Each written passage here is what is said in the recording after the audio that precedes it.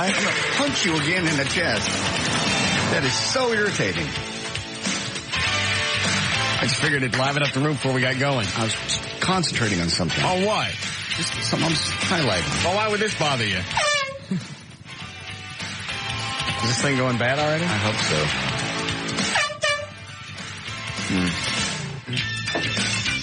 It's funny to watch you jump. I know. What are you focusing on? I'm just working on a thing that I printed, and I got off from Ask Men, or this is from ABC News. Then the benefits of sex, survey. Oh, all right.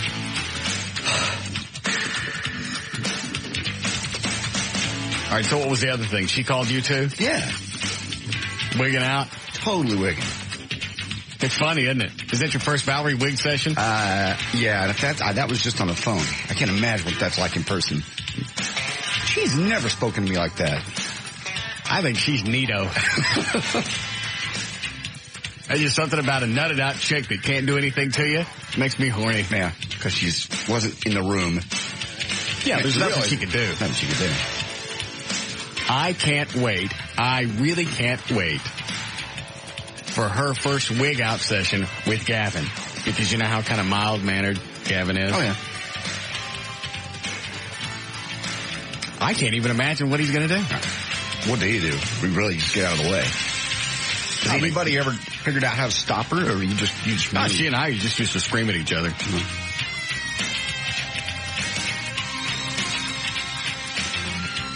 Her and McNeil would just scream at each other in the hall. I know. Oh, that's right. You guys saw that. She wigged out in front of a client one time, didn't she? Did you guys see it or just hear about it? I just heard it. Did you see it, Dan? No? You saw it, Eddie?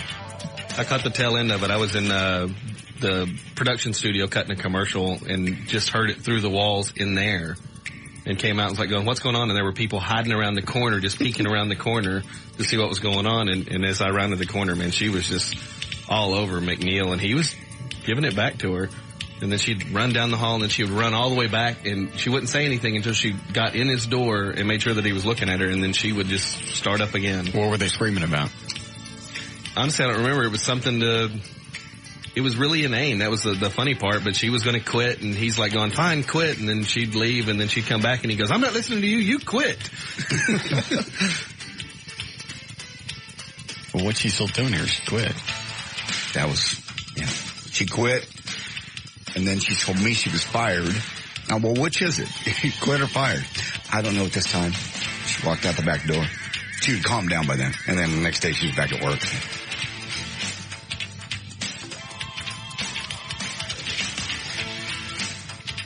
Well, we'll check the timestamps on our voicemails and see if she called both of us about the same time. Okay. I don't think she wants to have sex with me now. I don't. Okay.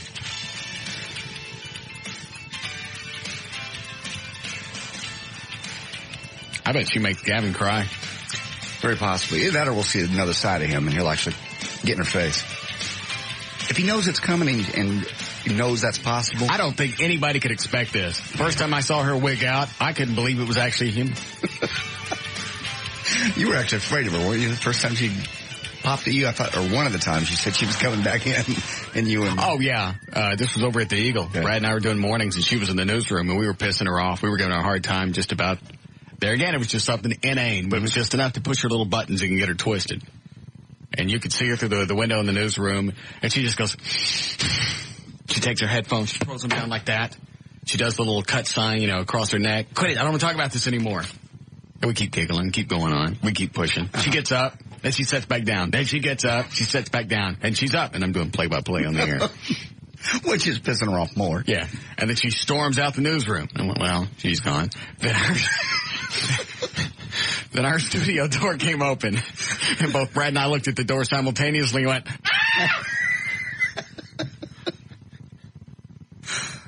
and she's too far away from the mic to hear what she's saying, and I'm trying to tell her, get up on the mic if you're going to scream at me. Yeah. And I'm trying to interrupt her, and she's still screaming. And she's trying to get her point across. I can't even tell her to shut up long enough to get up on a mic.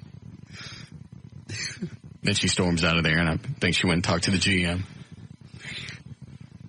It was funny. Is that the best one? Did you ever actually break anything or hit anybody? Just that guy in the parking lot over at the Topless Bar. Right. I think it was Baby Dolls on Northwest Highway.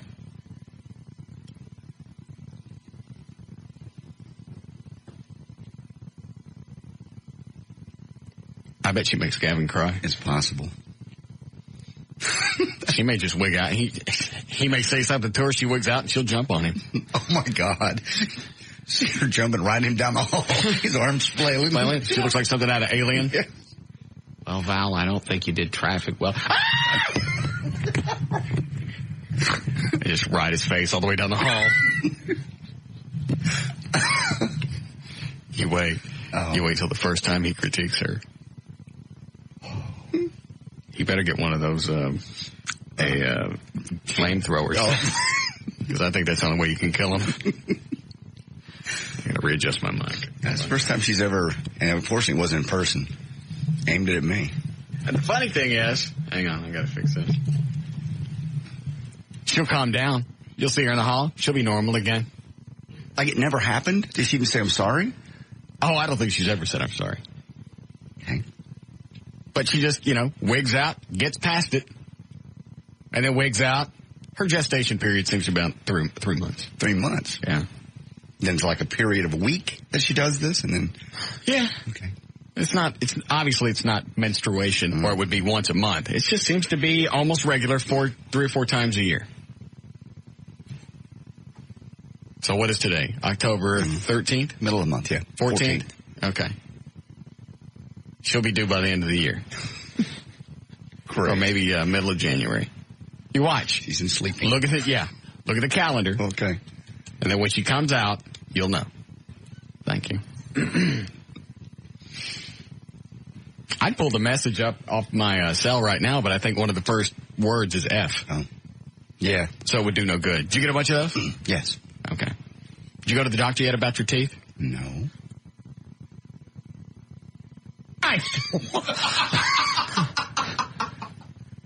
That's blasphemous. I don't care.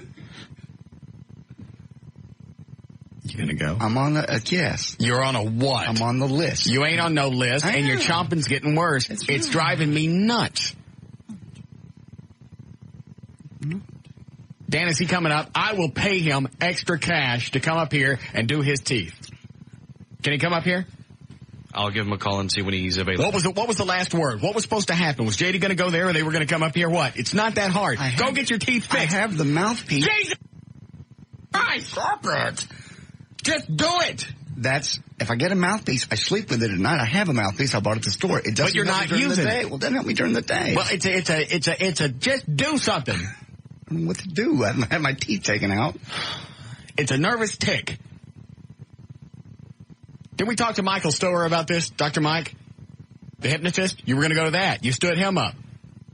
Would you do something? Okay. Jesus Christ! Quit putting those words together. You going to go? Yes. When? As soon as I can. Can the hypnotist guy come up here? It's just such a...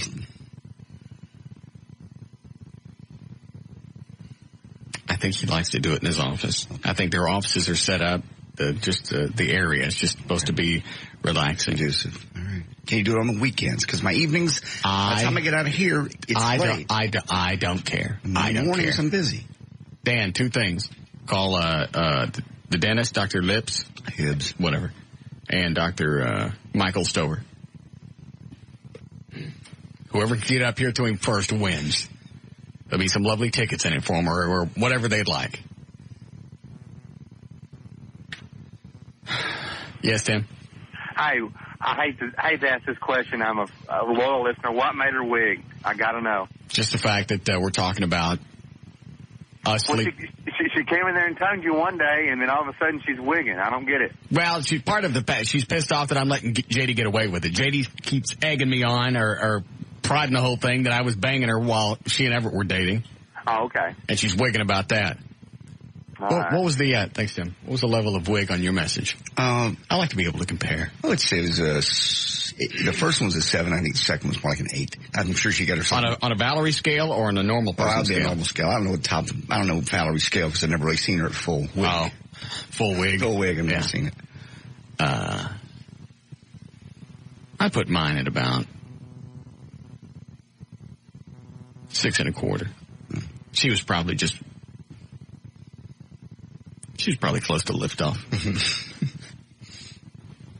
Yeah, it'd be interesting if she called me, then called you, and got mad again and called me. What order? All right. Well, I'll get mine during the break. Can you pull yours off? Yeah. All right. I'll get them. And then run them to David Stone. And get him to edit out the offends. Colorful metaphors. All right, you ready to go? Sure. Hey. Quit it! Damn it! Get your teeth fixed. That's what I'm going to do. Every time. Hey, don't kick that. That's not yours. It isn't mine. I bought it. Oh, well, then kick it. Every time you chomp your teeth, I'm doing this. Well, maybe that'll work. Maybe it'll be a Pavlovian thing. Or you'll start to slobber, one of the two. 325, J.D. Ryan's on Live 105. Thank you, Russ. Brought to us by Miller Lite and Expedia.com. This hour of the Russ Martin Show is brought to you in part by Miller Lite. Expedia.com, making it easy to find the trip you're looking for. Expedia.com. Don't just travel right. For Tuesday, October 14, 2003, Natalie Maines of the Dixie Chicks is 29 today. Harry Anderson, Night Court, 51. Justin Hayward, who's there with the Moody Blues, he's 57. Ralph Lauren is 64. And Sir Roger Moore, 76. Doctors, what are you doing? I'm waiting for you to chomp. I ain't hitting it until you chomp. When you chomp? Yeah. Sorry, you get the horn. It's out of your hands. Doctors say the future of dramatic weight loss could be a pacemaker in your stomach, of all places. The same way pacemakers for your heart send an electronic impulse to your ticker to keep it beating, the stomach pacemaker would send an electronic impulse to your gut, making you think you're full. Quit that. I hadn't done it. You chomp. I did it hard that time. Make any difference? In the study from Boston. Don't put that right in my face. That's really irritating. Don't chomp. The device was implanted in 30 folks, average weight about 240 pounds. 2/3 of them it worked to reduce hunger and help them lose an average of 18% of their excess weight. I can't concentrate with that in my face. Don't chomp. I'm not. The pacemaker could potentially replace higher, riskier surgical procedures like the stomach staple. Now, what did Dover have? Did he have stomach cut out or stapled? Stapled. Can they go back later and take the staples out, or is that done forever? I think that's done forever. Well, why wouldn't you just cut the stomach out? The part of it? I don't know. You can just cut it out. I don't know. Well, I don't mean all of it. They just fold it and staple it. Ugh. Or rerouting the digestive tract, which carries a 1% chance of death. The belly pacemaker is already on the market in Europe. We won't see it here for a couple more years. A lot more testing has to be done. 1/3 of our troops still in Iraq haven't been given the heavy-duty body armor. Is Dover still going to Loverboy with us? Yes. With bringing his God schmooking chick? He's bringing his new girlfriend, yes. Do you like her? Yeah, seems real nice. She seems very nice. Why? Nothing. I just thought I'd ask you on there and see what you said. 1/3 of the troops in Iraq have not been given the heavy-duty body armor that the rest of the soldiers are wearing. Some soldiers' families are resorting to buying body armor. What is it that you like about her? She's hot. She's fun. She likes to get out and do things. She liked the cowboy game. She was very excited about that. She's good for him. He loves her. He really loves her. He's wound up in this chick. Some folks are buying the body armor. Is that all that you think about it? Yes, sending to their son. Nothing else you want to say? No. What are you doing? Nothing. Just asking questions. These bulletproof vests are the real deal, too. They're ceramic. They weigh 16 pounds, and they cost $1,000 each. And while the older, weaker vests... Was that a chomp? No, it wasn't. It was a swallow. Can protect against shrapnel and low-speed bullets. The 16-pound Interceptor vest can stop the high-power rounds from the Iraqi weapon of choice, the AK-47. And you can't blame Congress for this one. They did approve $310 million for the vests. The problem is in the Pentagon, they haven't got things straight, and they haven't got the supply lines figured So they out. get cheap vests overseas? Yes. That don't stop the high-powered bullets. Though some moms and dads are buying their own kid body armor and sending it over. I would if my kid was over there. Sure you would. Quit staring at me. Now you're making me nervous. Perfect. It's not perfect. Gary Coleman didn't. See, so far you haven't chomped since we've started this experiment. How very exciting. Looks like we're making progress. I'm happy for you. But now I'm going to think about that all day, not what I'm supposed to be paying attention to. I don't care as long as you don't chomp. So, anything Dover's chick does that you don't like? Mm-mm. Nothing you could think of right now? Nothing ever. Gary Coleman didn't win California's recall election, but he'll still get a political platform on the new Hollywood-based How come you don't want to say what you told me off the air? Radio network. Quit this. Wait a minute. We have an event coming up. Of course, you want Dover pissed at me. Go ahead. I'm just asking. Stir it up. Go ahead. The 35-year-old former child star will be the network's political analyst and said his experience as a candidate will come in handy in his new assignment. Coleman finished 8th out of the 135 candidates, vying to replace Governor Gray Davis in last week's election, losing to his fellow actor Arnold Schwarzenegger. The all-comedy radio network has been on the air for about a month and has more than a dozen affiliates nationwide. What? You're doing a fine job. Thank you. So far, no chomps. Lovely. About 4 or 5 minutes into the news. 50 Cent performed the... Where are we going to meet for to go to Loverboy? Here at the station. Okay. Are we going to ride a limo down there? I don't know. Have you talked to George? I have not called George. I need to do that today. In fact, let me write that down. What time's the concert Saturday? 8 o'clock.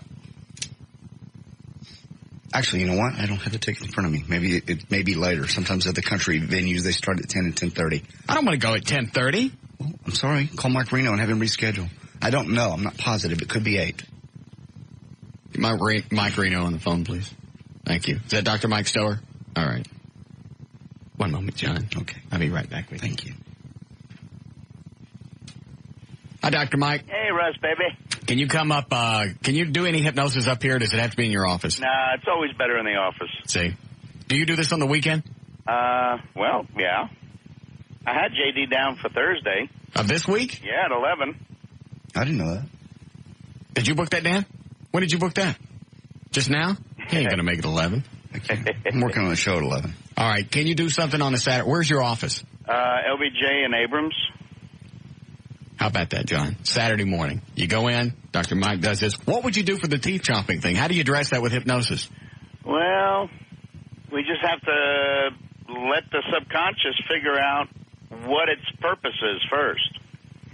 There's always a purpose. There's always a reason for the behavior. But we don't always know it consciously. And how do you weed that out? How do you ferret that out? Just by asking questions in the trance state. What would be some of the questions you'd ask? Yeah, what's your purpose? Well, he don't know. He doesn't know why he's chomping. Sure he does. Unconsciously he does. I think he does it just, it's almost like an accentuator. When you say, Eddie? Yeah. Because it's always at the end of a sentence. It's never mid-sentence. You always do it when you're done talking. Yeah, but it's an automatic behavior.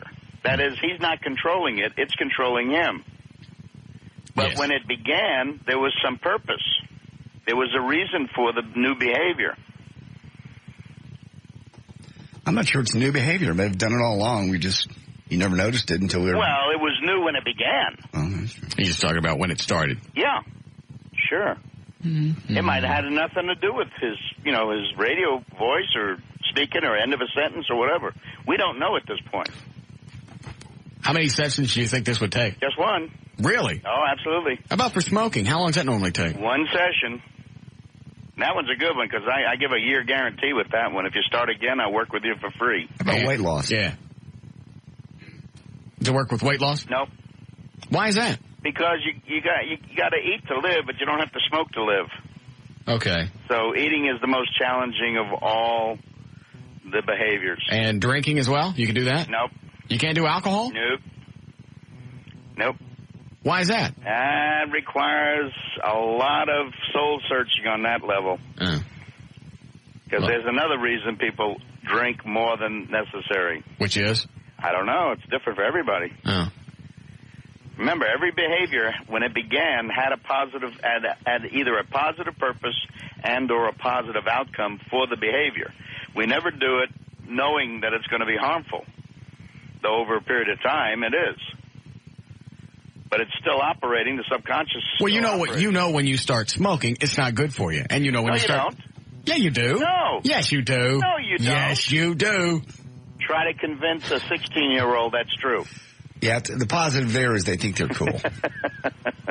Well, not everybody starts smoking when they're teens. That's true. Well, most everybody does. Because it's for peer acceptance. All right, what about drinking then? You know that's bad for you. No, it's not. Yes, it is. No. Yes, it is. A drink a day is not bad for you. And initially, the positive is the gentle buzz. There's most people don't drink to excess. I don't know anybody like that. You know that. No, I don't. And then there are the rest of you. Okay. All right. Saturday. Let's set this up now. What time's good for it? What time could you do it Saturday morning, Dr. Mike? 11 o'clock. Well, actually 10 o'clock on Saturday. Can you do, JD, 10 o'clock Saturday? I can do. How long does it last? Forever. No, how long is the session? I got things to do the rest of my life. About an hour. Okay. 10 to 11. And do you have any pain or anything? Mm-mm. No chronic pain or anything? Because he's good at that too. No. Yeah, that's one of my that fear phobia is really one of my specialties. Are you scared of anything? Fears and phobias. Could you do anything with me on how to relax and like put the job out of my mind for a couple of days? No. No. No, we can give you something else to do for a couple of days, but it can't stop you from thinking about the job. Oh, okay. I got to figure out a way to shut these things off just so I can relax. Mm-hmm. Well, you can relax without shutting them off. No, I can't. Oh, yeah. No, I can't. Yes, you can. You are so bitchy today. Well, you relaxed when you worked out the other day. You said you started to relax. It was about 12 seconds. I just got this overwhelming feeling of euphoria. It's like, hey, this is cool. I'm working out. Got a great job. I got a boss that I can stomp all over. Mm-hmm. Everything's perfect. And it only lasted 3 or 4 seconds and it was gone. It's like I was this close and I felt the feeling. I went, okay, that's grab a hold, hang it, gone. All right, where'd you feel the feeling? Just in my chest. All right, describe the feeling.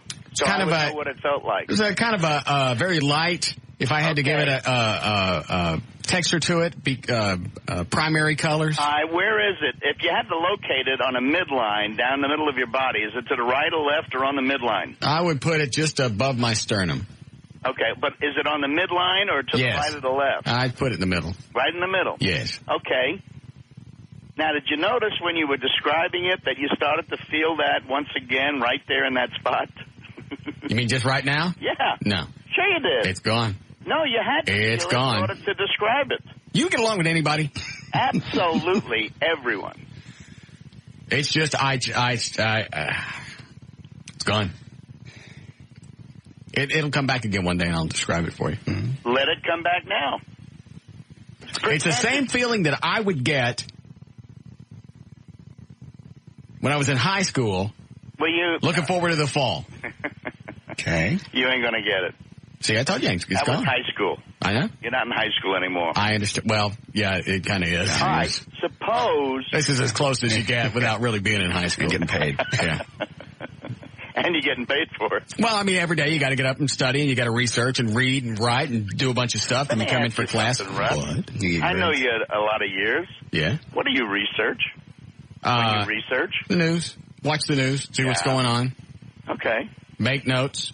Write down things that interest me. Normally, my template is if I read a news story and I get past 2 sentences, I'll put that in my notes because it meant it interested me enough to hold on. Isn't that what you got your staff for?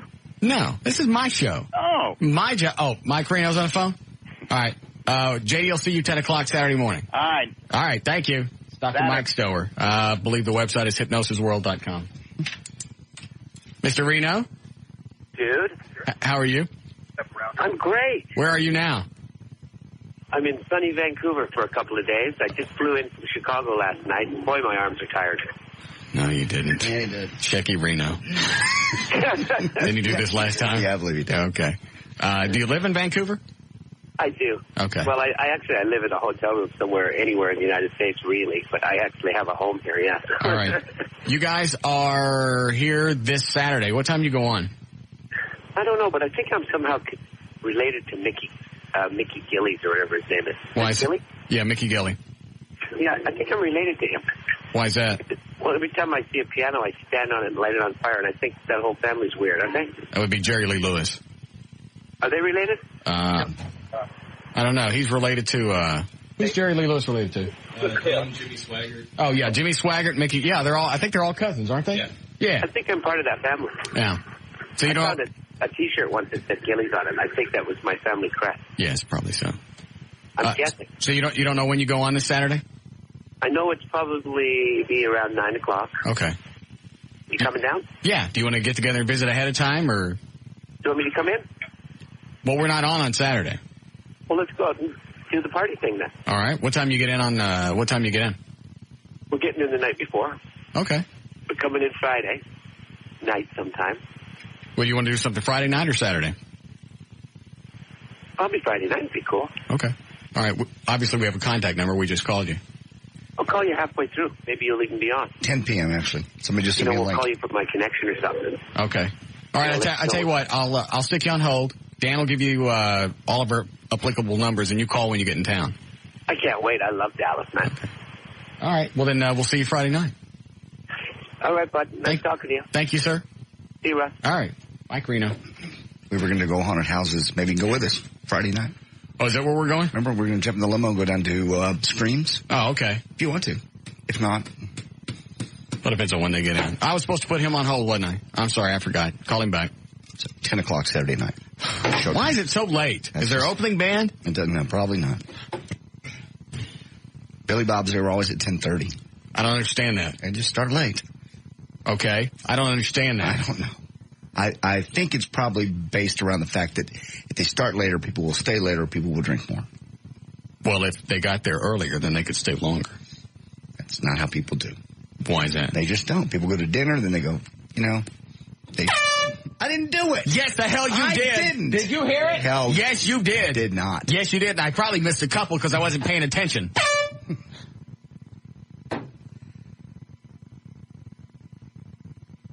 You were doing so well. I know. Be great. Saturday morning, you go and see Dr. Mike. He'll take care of everything. Maybe. He's good with, you know what? He's also good with relationships. You should take Joy with you. One thing at a time. Anything? Well, maybe he can do a bunch of stuff all at once. Okay. Maybe your teeth chomping thing is some type of, I wonder if it's a stress release. Never thought about that. Just the fact that you hate your relationship with Joy. No. I don't hate my relationship with Joy. Why is it your stories change from off the air to on the air? They don't quit it. It's way too early in the week for you to start this. No, it's never too yes, early. It is. It really isn't. It's like dental hygiene. Yes, it is. Quit. And you like Dover's chick? Yes. Jekyll and Hyde. Will you let this go? You are so... Did you just come in today and go, let's see if I'm pushing me over the edge today? No. Sometimes you just fall into the groove. Yeah. Yeah, Kenneth? Yeah, where's that Loverboy show going to be at? It's at Gillies. I don't know where it is, though. Do you? Gillies it's down by downtown Dallas. Okay, because, I mean, you were talking about, were y'all going to go to that Screams Halloween theme park? That's Friday. Its class is like... Somebody dropped a word. All right, so Friday night. Well, let's see what time he gets into town. I seriously doubt the guys from Loverboy are going to want to go hit haunted houses. That just doesn't seem to be their thing. I agree. Have you been to the fair yet? You went already, right? I went, yeah. I haven't been. Opening weekend. And this is the last weekend? Yeah, it is. I got to go to that. Let's go to the fair Friday night then. He'd like that. Yeah. And there's music? What time's the fair close, though? I don't know. Midnight? I believe so. Yeah. That's what I want to be. You can have a parking pass. We have immediate parking pass. You don't have a limo. Yeah, that's where I want to be. Right around Fair Park at midnight. Why? Monsters come out. No, they don't. Yes, they do. Mm-mm. Would you go outside? Mm-mm. Okay, then. Do you care where Gillies is? Not really. Go ahead, do it quick, then get back to news. Okay. It's coming up. Okay, it just says map. It's okay. Just near, it's near downtown. Okay. I think it's on Lamar, but I don't think that's right. So I don't know why I said. Go ahead. All right. 50 Cent performed at the World Music Awards in Monte Carlo over the weekend and had to tone down his performance at the request of his girlfriend, 39-year-old Vivica Fox. Vivica dropped in on a rehearsal and she got all worked up about the fact that 50's backup dancers were clutching and caressing him during the set. Ordered them. She told him to change all that? Changes the performance, and he did. No, he didn't. And it took the stage that night. The girls stayed in the background and didn't lay a hand on him. Changed the show. What's wrong with guys when they get a hold of chicks? I'll bet you Dover is changing his entire lifestyle. He is. Because he's already talked about he's always lived in Fort Worth. He loves it out there. His studio's out there. Mm-hmm. Everything he's got, his whole power base is in Fort Worth. Yes. I'm moving to Dallas. Why is that? That's where she wants to live. Good God, man. He is twisted off on her. He's just in love. But you don't just totally throw everything away, because sooner or later, that's going to catch up, and you're going to hold her, you're going to make her responsible for all that stuff. That's the only thing, is if things do go south, then you can say, I moved to Dallas for you. And she can go, I didn't tell you to. Yeah. Well, I did this, and I got out of my house and moved my studio, and that's the only problem. She's probably telling him to do it. I think she's not telling him to do much. You think he's worried about losing her, so he's doing a bunch? That's possible. But she acts like she's in love with him, too, right? He latched onto this one. He called me. I think he went out with her once, and he called me and goes, this is it. Nah. This is it. That's not and he was dating love. somebody else at the time. That's desperation. I don't know. He was dating somebody else at the time. Drove across town that day and broke up with the other chick. It's the weirdest thing I ever saw. He was in a bad relationship, and somebody new came along. How long's he known her now? 6 months? Maybe? This one? Yeah. 2 months. Oh, that's it? Yeah, maybe 2.5. And he's already talking about moving all of his stuff. Oh, yeah. Good God, man. Don't take chicks Saturday night. Let's straighten him out. No, I'm not going to straighten him out. You think he's going to listen to you? He ain't going to listen to you. I'll hit him. No, you won't hit him. I will. No, you won't. Why would you hit him? Straighten him out. Straighten him out? I'll feel better. Okay, well, hit him then. That's just one of those people you want to walk up and just pistol whip and go, good God, man, snap out of it. I know. When he first told me, I spent about 5 minutes doing that, and then I went, what am I doing? Yeah, you can't tell them anything. You can't change anything. Wasted my time. Any part of the relationship, you can't talk somebody into or out of anything. It's gonna follow its course regardless. I just want him to. Did you just chomp? No, I didn't. Don't looking at me. Stop it. That's my karate stance. Oh, okay. You're gonna hit me now? No, we're gonna grab the horn. Rather you hit me. So you don't like her? I do. Where did you come up with that? I don't know. It was when you told me off the air. I didn't tell you that off the air. We spent the whole day Sunday with her. And maybe we had crosstalk on our cell phone. Somebody else jumped in and went, I can't stand Dover's girlfriend. I did never say that. In fact, they invited me over Sunday for dinner. All right, then I misunderstood, and I certainly apologize. I can't stand the bitch. Sounded like something. Oh, please. I don't know what you actually said. Why are you doing this? Why are you doing this? I don't know. I can't think of what else you could have said. I could have said she's a very nice person. I'm glad he's in love. And that don't sound like nothing like I can't stand a bitch. No, it doesn't. That's because that's not what I said. Okay. Somebody on your end of the phone. No, he didn't. Maybe it's the person. Would you stop? Because you're going to make Dover mad at me, and he's my buddy. We're looking out for his best interest. You're not going to change him. So if that's what you're thinking, you can forget it. Oh, I'm not going to change him. I just want him to know how wrong he is when it finally comes through, and he knew that I was right. Because there's nothing better than that. Yes. Well, maybe. Because sooner or later, they'll come back and they'll go, you were right. Yes, I've got a friend that's doing that right now. I know. Catherine Zeta-Jones is pretty much could have her own any guy she wants. Now that she's married to her 59-year-old Michael Douglas, that's basically put her career over the top. She could finally leave him if she wanted to, but she claims she never will. In an interview in some Australian magazine, she said, I find divorces repulsive. I will never get a divorce. Never. I grew up in a small, strictly Catholic fishing village on the coast of Wales. The people have a different attitude to life than those in Hollywood. People stick together more. It's in the genes. Look at other stars who have come from my area. Tom Jones has been married to Linda for 47 years, and Richard Burton has never really gotten over Elizabeth Taylor. I think the story with Tom Jones, though, is he screws around on his wife, and she knows about it. Yes. So it's an open marriage, and he can go do whatever. He just doesn't leave her, and he tries to keep it out of the papers. Yeah. Yeah. So that one doesn't really count. No. They stick together. Still married. I don't know how anybody in Hollywood could actually say, I'm never going to get a divorce. And I'll tell you, one of the biggest reasons it happens is you get into a movie, because you've done it. Oh, yeah. And whoever the chick is, that your lead chick, right, you get attached to them. You do. You're doing scenes. You start, because you're trying to be a method actor, you start to get involved in the character, and then all of a sudden you've got this bond with this person, and you spend in all this time, and you get attached. And that's why Julia Roberts goes through it every time she's in a movie. You're working late nights. You're there all the time. You're in a trailer. You're probably not at home. You're off somewhere, I started to get, when we started to shoot Happy the Clown and we were doing, I was doing scenes with Katana. Mm-hmm. Never mind, I was wrong. No, you weren't. Go ahead. No, there's nothing to this. There's plenty to this. This is absolutely not. Uh-huh. What was I thinking? There's plenty to this. No, there's not. You move on to the next story. All right. Thank you. And we understand that loggers, steel workers, and men who work on power lines have dangerous jobs. But how about a pizza guy? Believe it or not, between auto accidents and assaults, driver sales workers have the 5th highest death rate of any profession in the U.S. I had the top 10. You want to guess? Most dangerous professions? Yep, top 10. Fireman. You know what? That's not on here. Policeman. Not on here either. You'd think those would be up there, but there's not. All right, hang on. This is calculated number of deaths per 100,000 workers in the industry. Okay. Construction worker. Yes, number 9. Wait for it. Wait.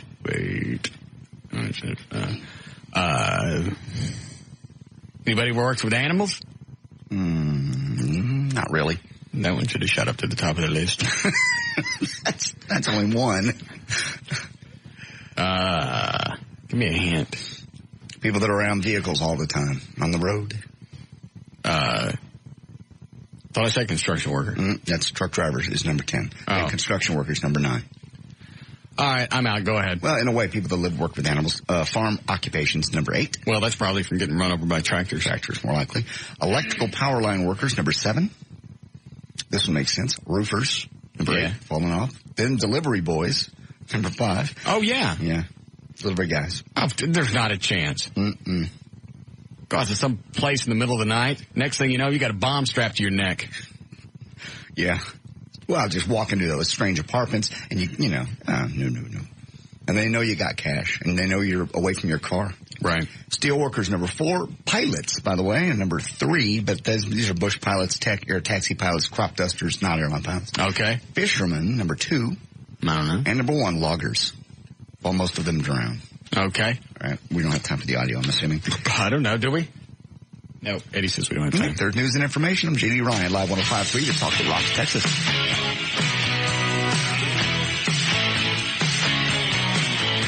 We'll be back with the Russ Martin Show.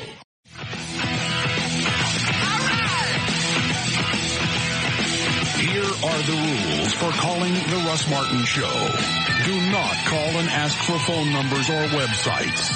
Do not call with a joke you saw in a movie, on TV, on a bumper sticker, on the internet, or you heard in the 8th grade. Do not call and ask for advertisers' phone numbers. Call information and ask them. Do turn your radio down. Do get to the point. Practice in front of a mirror before calling. Do not waste time telling Russ your name. He's far too important and busy. He won't remember it anyway.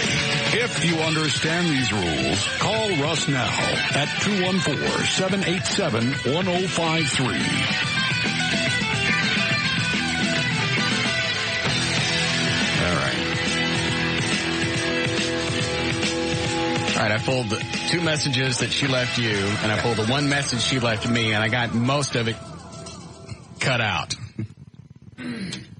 I don't think I got all of yours edited. Because they all start like this. Damn it, JD. Yeah. That's why that was a long break. I was trying to get all that done before we came back. Let's do traffic here. Hi, Gail. Ooh, hi. You want a little taste? Yeah.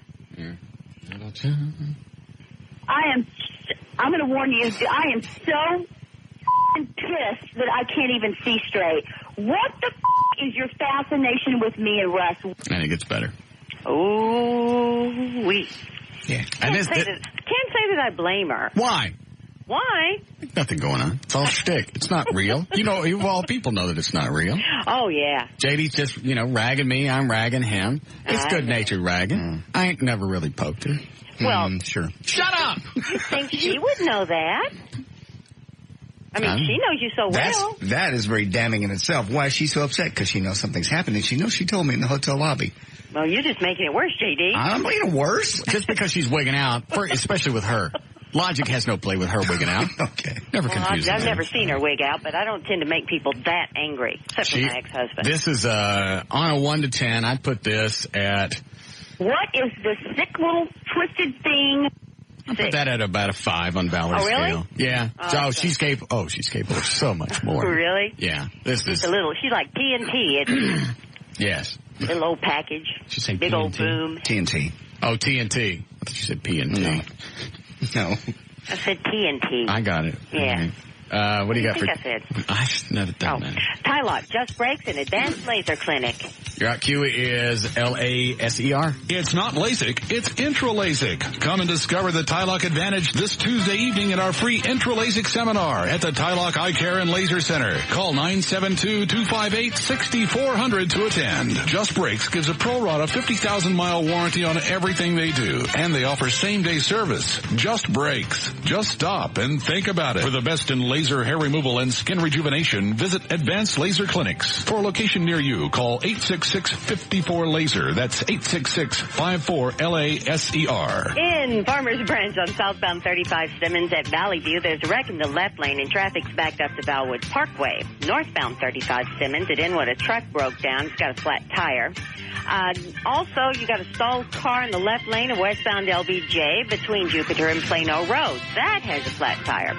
In Louisville on northbound 35 Simmons at the 121 bypass, there's evidently a truck with a trailer that's blocking the 2 right lanes, and traffic's backed up past the George Bush Turnpike. And this also brought to you by Staples on Wednesday, the 15th, tomorrow. Stop in your local Staples store and say, Staples, that was easy, and get a free gift. That's Wednesday, October 15th. Limit 1 per customer while supplies last. No purchase necessary. Staples, that was easy. I'm Gail Lightfoot on Live 105.3, The Talk that rocks Texas. Those aren't real? No, they're just a light. Oh. Fake fireplaces? Yeah, No. I thought we'd stick one in the corner because it's always so cold in here. Why don't we just adjust the thermostat? I'd rather have a fireplace in here. Yeah. Paul, that's what I'd like now. Okay. Fireplace. Yeah, easy chair. Yeah. We could put it, just stick it right over here. Okay.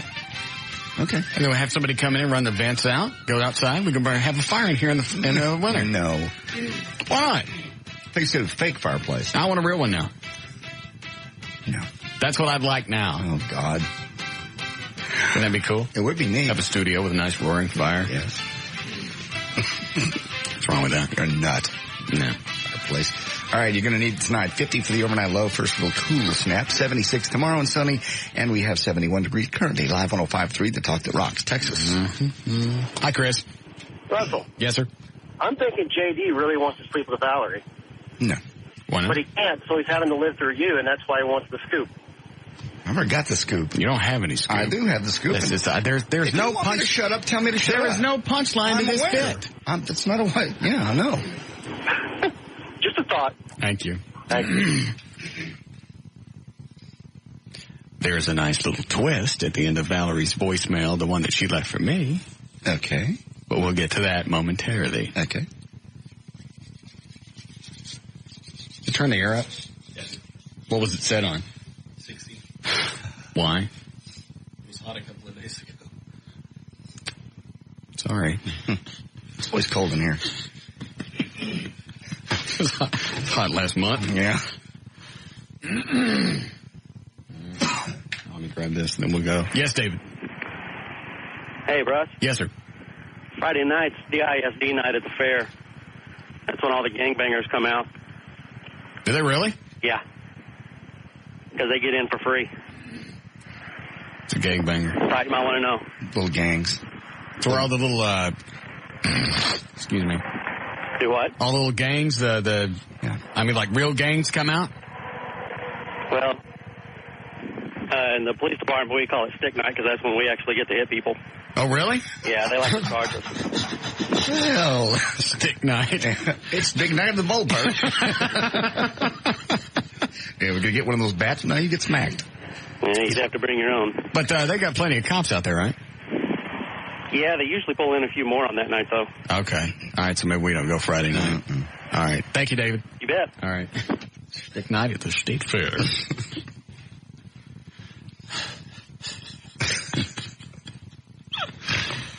All right, so we don't go to the fair this year. You don't. I just wanted you to hear the Black Bart guy, the voice of It doesn't matter. I just want to go to the fair. I don't think I got a chance to go to the fair last year. Let's take off work tomorrow and go. do you think this is, though? This wild show? We take off to go to concerts and such? Turn the ratings? It's like Mickey said when I talked to him. He said, well, what are you guys doing taking off the fall book on a Thursday, and the ratings go from Thursday to Thursday, and you taking off to go to a concert? Well, we're not really that important there.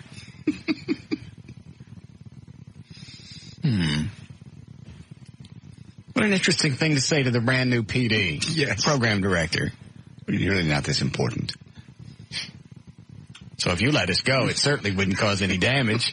What's wrong with them? I don't know. They spend more time out back smoking weed than they're in the studio. Cigarettes. Whatever. Cigarettes. I think they hollow out Marlboros and they stick the weed in there so it looks like they're smoking normal cigarettes. No, you can smell them. They're regular cigarettes. How very astute of you to notice the smell. Everybody knows what marijuana smells like. You've been at concerts. Yes, you do. Yes, you do. All right. Here we go with Valerie's voicemail. Jesus. She's never spoken to me like this. You're the one stirring up the crap. You're just stuck on this. Let it go. I'm tired of getting in my car and turning on the radio to the station I work for, listening to you guys, having my sex life all over the air. I'll tell you when you can tell when she's really getting twisted is when she's screaming and she starts laughing in the middle of it. That's when she's this close to actual levitation. Yeah, where she actually starts to spin and her feet don't touch the carpet no more. When she starts laughing and she's screaming, that's the time that you need to go find a shelter. Yes, bomb shelter, and bring enough for 3 days. Because you don't know how long it's going to take. No. Well. And you can hear that in her voice right now. The laugh is just about to creep in. That's the only part that really scares me about her. Because that's borderline maniacal. Yes. And that's when they kill people. Get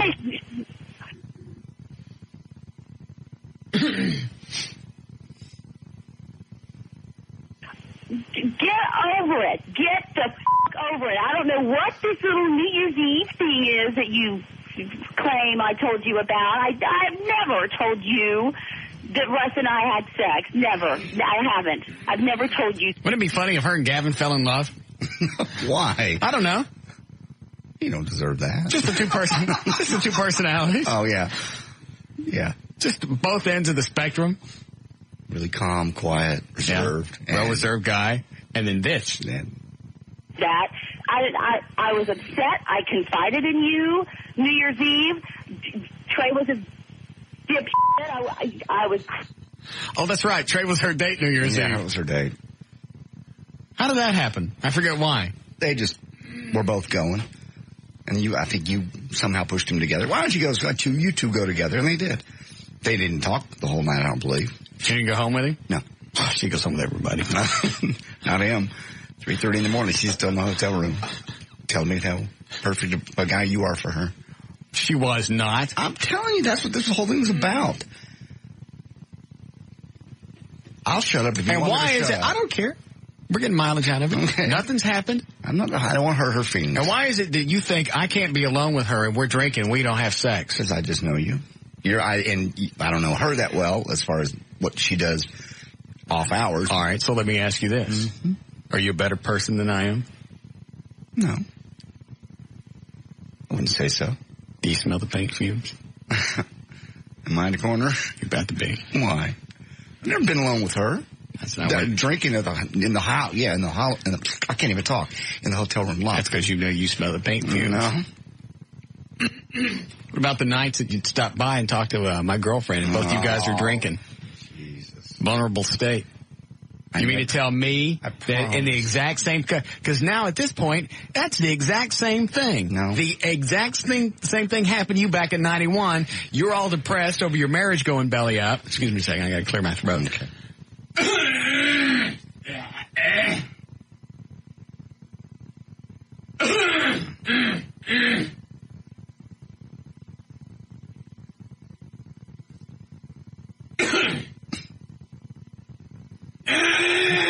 All right. You okay? I just like the noise. Oh, okay. Sounds good. Don't even. I didn't. It's exactly the same situation. Do so that. why are so you're a better person? I say a lot of stuff that I wouldn't really do. Mm. So Valerie and I can't be together alone drinking. One of them's distraught because the relationship's going belly up. That situation can come into play, and something has to happen. But when it happened to you, the exact same set of circumstances with my girlfriend, and you're telling me nothing happened. Promise nothing happened. That's all I can do is promise you. We can't bring her back. She's dead. So I can't. How very convenient for you. It's not either. Isn't your secret safe now? Your secret went to the grave. I wouldn't do that to my buddy. And you've already said you would. I'm only going by what you said. And you said off the air. I said nothing off the air drunk. Almost, yes. In the old office. What did I say? You said that Valerie, the Spectrum, they were still together. Valerie would come by for some odd reason, stay there. And did I do anything? You did. Oh, I did? Yes. Was this the same conversation when you and I were having that conversation about me telling you off the air that Valerie came by? The same conversation where you said you didn't like Dover's new girlfriend? I didn't do that. Quit it. I didn't do that. No. Why are you doing that? I just like to figure out what the rules are off the air. Okay. What's said off the air, on the air. Okay. Obviously, your set of rules are different. Nothing's set off by Dover. Hold on. So you're saying you did exactly what I did, but you didn't sleep with my girlfriend. That is true. Okay. So why is it you don't believe me when I said I didn't pork her? I just got enough from, and I don't know why I'm in the middle of this. You put yourself in the middle. I got enough information from her and from you separately to two different situations. I didn't tell you nothing. Yes, Chuck? Hello, Russ. Yes? Just wanted to tell you I'd actually witnessed, which apparently from your story is a mini whirlwind. At the first police and firemen's get-together you had, I was in the VIP area, and I enjoyed the Everett and the band and all that. I went back to get Valerie's autograph on my shirt, and she was just so sweet, so cute. And then I mentioned you, and you had apparently told him to play nothing but cover songs. Right. And you'd always use the term twisted. No, that's an understatement. Was she? She got about 2 foot off the ground. Yeah, she comes with her own light show. Yes, she does. Yeah. It was very interesting. Cool. I didn't know it was part of the special effects. But JD will remember this. I backed up and backed up and backed up, and I actually fell off the crash barrier. Well, JD was probably hammered, but I was. I had to wear Captain Morgan's outfit that day. Yeah, you were. You were drunk there. You actually came over and said, "Are you okay, Valerie?" And I'm thinking, Valerie, I'm the one that's scared here. But anyway, that's a great story. I want to hear more of it. Thanks. Brian, I was drunk. Oh my God, you of all people. I cannot believe that you of all... See? You hear it? Yeah. The laugh and the scream. She's getting this close. Yeah. That's when they start using your three names, the news media. Oh my God. You know what I'm talking about? Right. All of a sudden, you're not Valerie Dior anymore. You're Valerie Lynn Dior because you've gone on a killing spree. Hope that's not a real middle name. Yeah. I don't know what it is. Oh my God, you of all people. I cannot believe that you of all people would do this. I can't. I'm sorry, I got cut off. I'll make it quick. You think about this. You keep bitching about Russ. All right, I don't think I've edited all of this message, so the delay's going to go off here in a second. All right. I want to get to the message she left me. Okay. You keep saying he's going to hurt Everett's feelings. It's hurting Everett's feelings. And you know, me of all people should give a shit about Everett's feelings. I get that one? Yeah. But even I know when enough is enough, JD, and I seriously think this is... Okay. There's it. All right, let me fast forward about 30 seconds. That's when my message kicks in. Hold on, let me listen to this off the air.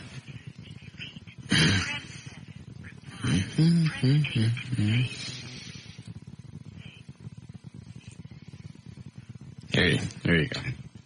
R, it's V, we have a problem. There is nothing like getting in the car at the grocery store with your mother with you, and you turn on the radio, and lo and behold, there's my... By the way, are you sure you want to hear this whole message? Yeah. Oh, okay. Why? Just a little twist at the end. Does she threaten me? As a matter of fact, she does. Really? Yes. She's going to hurt me. In a manner of speaking. Okay. It's an excellent twist to this lovely soap opera that you've concocted. Concocted anything. Okay. Here it comes. Alrighty. Hooah. Sex life over 100,000 watts. What are you doing? Make him stop. Make him stop. Last chance. Sure you don't want me to delete it here? Sure. Okay. Unless you think you should. Well, of course, if you thought you should, you wouldn't. I'm just selling the bit. Okay. What is JD's problem? This. God, I bet she's great in bed. You'd know. I don't know. Yeah. Nasty mouth, too. Hard to believe you kissed that. Mm-hmm. And put other things in there. Mm-hmm. Yeah, this. These wiggy chicks are just outstanding in bed. Mm-hmm. Oh, yeah. They're absolutely the best. I'd like to see pictures of what's going on in their head. Just, wiggy chicks when they're doing stuff, when they're having sex. Because obviously to have sex that great, you're seeing all kinds of weird crap in your head. Like, pictures and colors and pictures, colors, and LSD things, and dragons eating babies, and blacks with jobs and stuff like that. It's a bunch of weird stuff that don't make no sense. What? Nothing.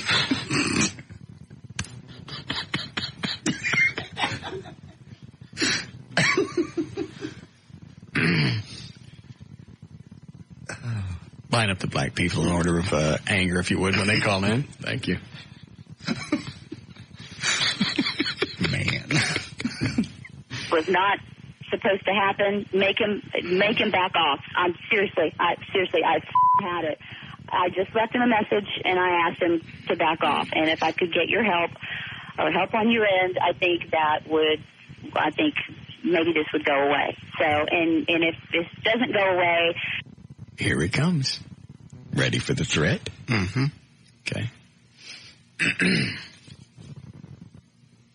How we doing, Eddie? All right. Here we go. Tell JD that if he doesn't stop running his yap, I'm going to start. You ready?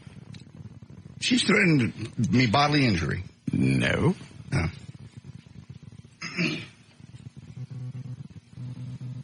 Start running my yap, and I'll make a call to Joy, and he's going to know. He'll know exactly what that means. That's yeah. Let him know. Shut up, or I make a phone call. What does that mean? I don't know. I'm asking you. I have no idea what she's going to call Joy about something.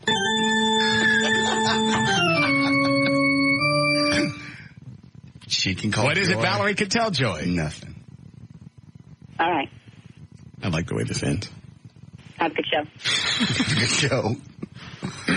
Let's go back and review. That means that's yeah.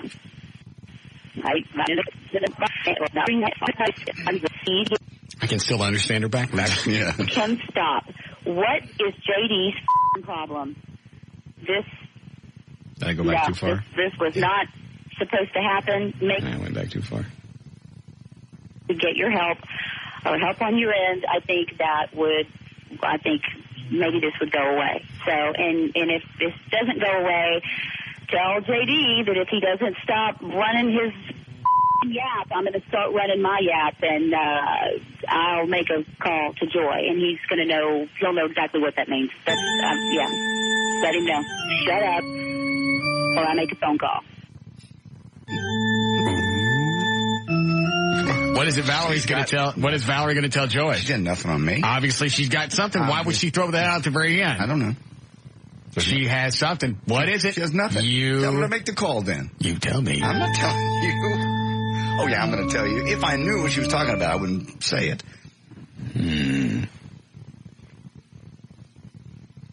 Why is it the last little threat? Obviously, she has something. What else went on when you and Valerie were drinking together?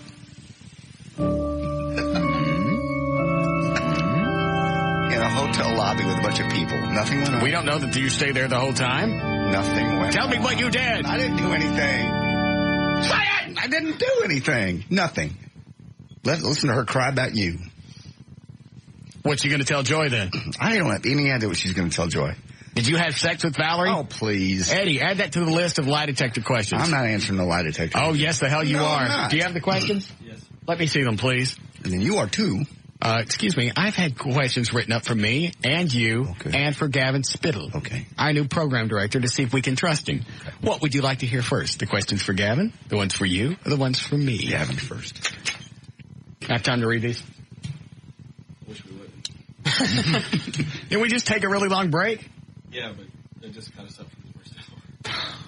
How long have we been out of the last break? A little over 20 minutes, about 22 minutes. Really? Yeah, we got out at 4:03. All right, we'll come back. I'll read you the questions. Hold on to those. Don't let anybody see those.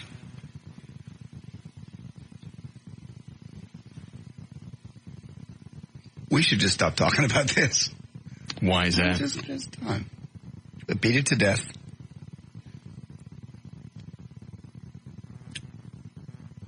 What? I'm just curious. What secret lies beneath Valerie? There's none. And her twisted little soul.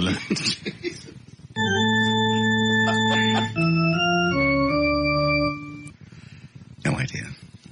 I believe you know. I don't. Somewhere in your soul. You have it. All right, fine. I'm done with this. How long before we cut the Halloween play? We got to do that soon, too. Yeah, we need to do it. Can we go over it tonight? Possibly. We got to go roll Cuban's house tonight. Okay. Do we have everything in place for that? We do. All right, we'll discuss that when we get back as well. It's going to be a big week. Mm-hmm.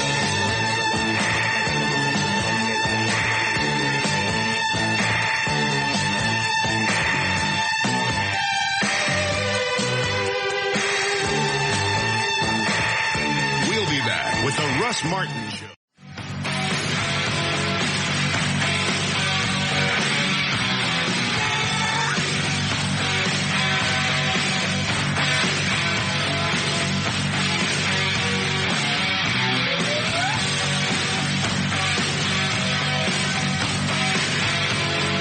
All right, 440 J.D. Ryan is here. Eddie Boyd, Dan O'Malley, Tassos something, and his deeps, and Gail Lightfoot in traffic. You losing any weight yet? Start another diet? I was kind of waiting to see if you were going to give me any hints. Stop eating like a gorilla. I don't eat much. I only eat like once a day. Yesterday I ate once. And what did you eat? A gorilla? No, I went home and I had a couple of chicken breasts and a salad. That's impossible. You can't eat one meal a day like that and be, I don't mean this in an ugly way, morbidly obese. What do you weigh now? I'm like right at 300 pounds. What'd you weigh when you were in high school? About 255 to 265. Okay. But I was in shape. I was playing ball. What do you want to weigh now? About 220. But obviously that's the greater goal. I'd be happy if I lost 10 pounds at this point. You did Atkins for a while, didn't you? Yeah. Why'd you stop that? I had a really bad meaty taste in my mouth, and it just kind of got gross after a while. Every day. Yeah. And it got expensive. A lot of meat. You don't have to eat a lot of meat. Well, just cut out the... That's the whole thing I don't get about the Atkins thing is people will go overboard and eat a lot of meat with a lot of fat in it. Yeah. And just after a while, that's all you taste when you get up. Awful. I think that's why a lot of people fall off of it. They got to have bread or potatoes or whatever. It's like when Larry North, who I'm not talking to right now. You mad at him for? Oh, he calls O'Malley. Done for you. He calls O'Malley and wants to come on the show Friday. Hey, I want to kind of give a wrap up to the LeBaire thing and maybe give out the phone number to the club and give away some free memberships. I'm not turning Friday into some Larry North infomercial. Ya horse face. Not a horse face. Yes, he is. He got the great big horse snout. You tell Secretary if he calls, he ain't getting on.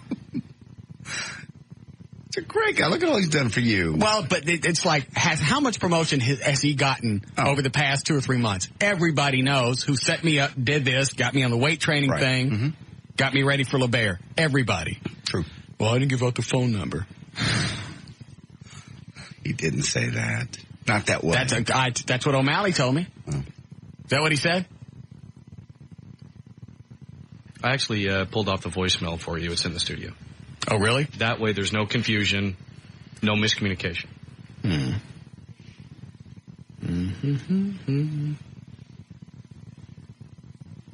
that it? Okay, hold on. There we go. Larry North's voicemail. That's not it. It's not Larry. Quit. Hang on, I got to stay on one topic at a time. I got too many plates spinning on sticks right now. I got to slow down. Okay. Well, I got the questions we're going to go over for your lie detector test. And yours. Whatever. Whatever's going on with you and Joy. Nothing's going on with Valerie. Joy and Valerie. Nothing. Why would Valerie say that at the end? She's just trying to get back at me. What's she gonna? Well, whatever she's going to say, obviously she can back up. She just can't throw out idle threats and not have anything to go with it. There's nothing to say. Nothing's ever occurred between her and I. Really? Yes. Okay. Well, we'll add that to the list of questions. Please do. Time I've ever been alone with her drinking was in the hotel lobby New Year's Eve when she told me all about you. Did you touch her anywhere? Mm-mm. She touch you? No, we're standing in the lobby. So her car was still outside running with the door open. Okay. I had something else I was doing. Oh, that was an off-the-air thing. I was bitching at somebody on the phone in the office. Yes, you are.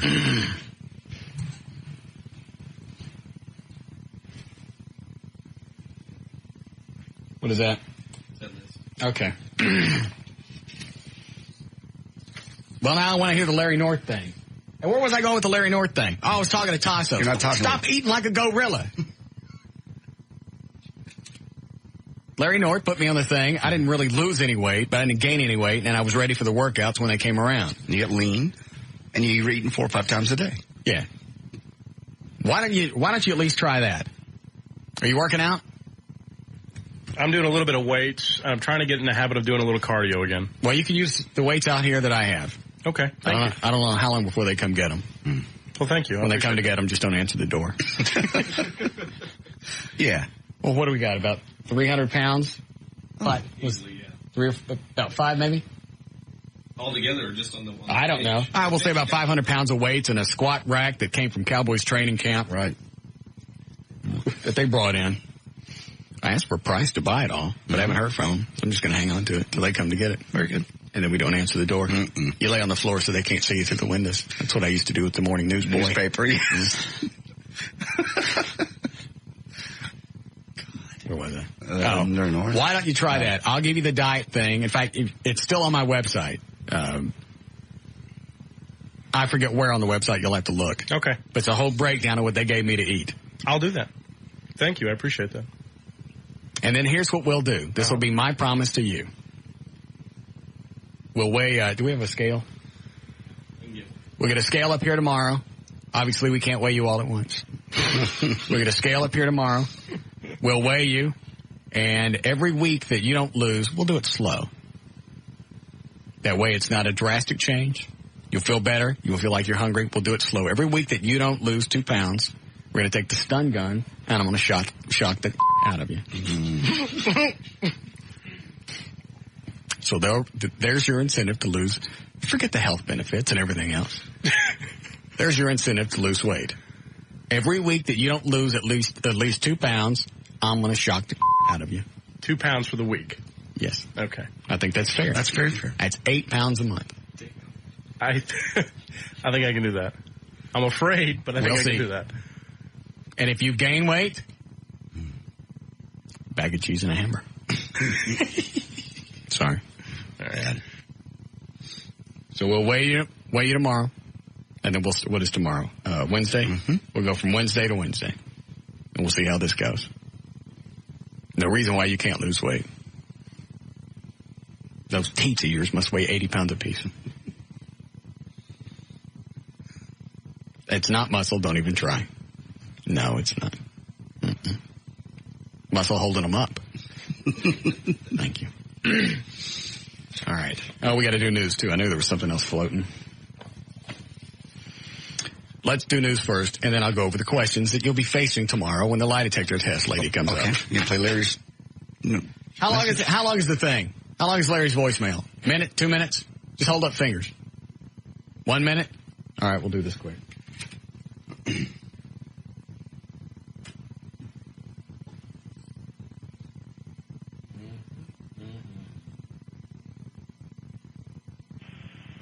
Trey, it's Larry North.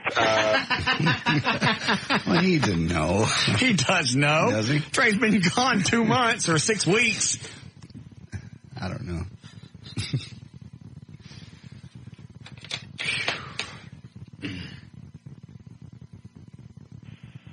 Hey, Trey, it's Larry North. Listen, I was wanting to come on. I never officially did get to come on and just congratulate Russ for, the good. It's only 2 weeks after it's happened.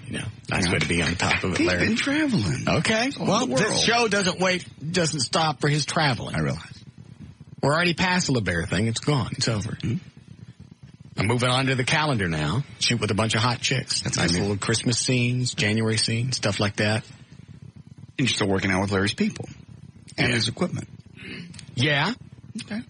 But after all of this, if he wants to come on and turn Friday into an infomercial, I'll just start paying him out of my own pocket, which I don't want to. I know. I didn't hear. Let's hear what he says. Does he say I want to come in and make the Larry North show? I don't know. Okay. Hey, Trey, I want to come on Ron's show on Friday and talk about the workout. The job he did and getting in shape and really just sort of summarize the experience. We already know the summary. I did it. We raised a few grand. I looked okay. Yeah, look good. And also, throughout the whole time you guys were nice enough to have me on, I purposely never mentioned my phone number for the...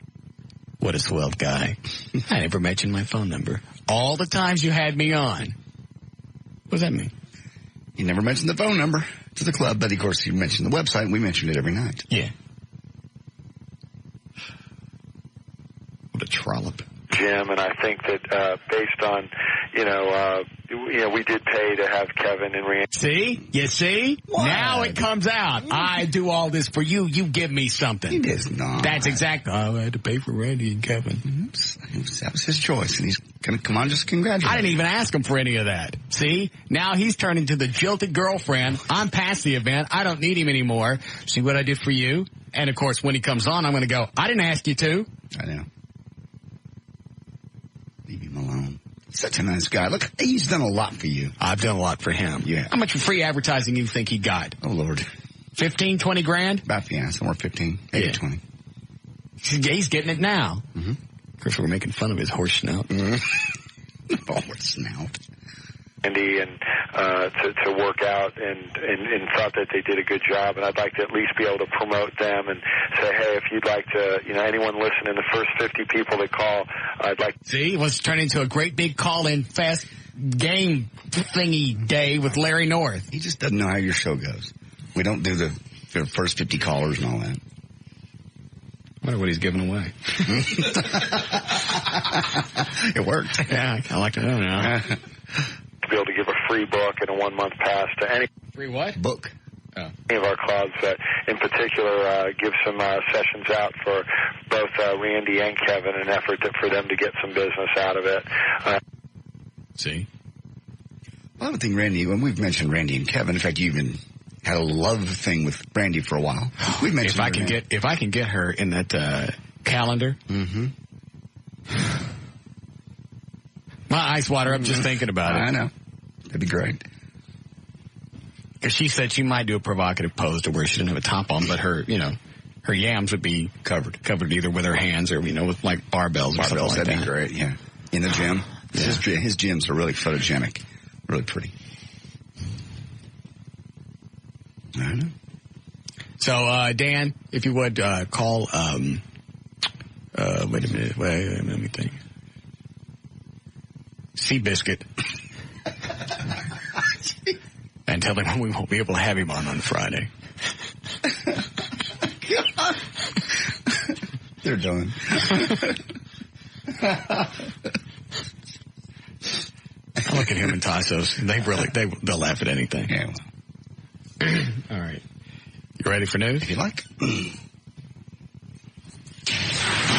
All right, 4:53. J.D. Ryan's on live. 1053. Thank you, Russ. Brought to us by Miller Lite. This hour of the Russ Martin Show is brought to you in part by Miller Lite. Well, bad news for men. According to a professor at the University of Oxford, men will be extinct in about 125,000 years. Good. According to a new book by Professor of Human Genetics, Brian Sykes, the Y chromosome, which is only men have, is so flawed and decrepit that within a mere 5,000 generations, all men will be wiped off the planet.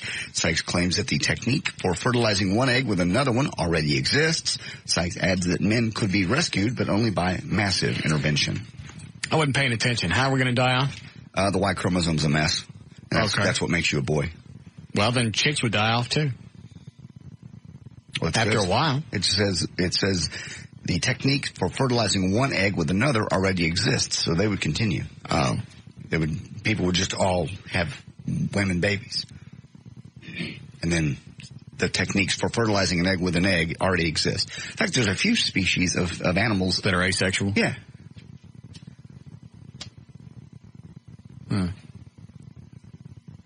All right. Okay. How long is it from now to then? 125,000 years. Oh. Yeah, you're okay. I thought you only said 12,000. No. Nebraska's football coach says he's reviewing an ugly incident caught on videotape after Saturday's loss to Missouri.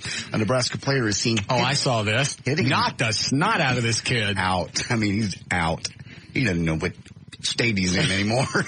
Knocked him down, and a Missouri fan when the two crossed paths on the field in Columbia, Missouri. Fans swarmed the field after the Tigers beat the Cornhuskers 41-24. The Nebraska player, Kellen Hudson, ran toward the locker room while the Missouri player helped the fan off the turf. He lay there for 15, 20 seconds before... I didn't see the whole video. I saw it's the players running away from the camera. Right. And the guy that gets smacked, he's coming towards the camera, and just over to the far right, you see the player just cold cocking right in the puss, and he goes down. Mm-hmm. And then some guy right behind him falls over him. Right. I didn't see anything else other than that. All I saw was like a 5-second clip. Yeah. But just enough to watch him bitch slapping. Oh, he full fist. And he looks back. The guy that smacked him looks back like, what? And then he kept going. Yeah, and then another player stopped and got him. And they said they've already talked to him, but they haven't decided what to do.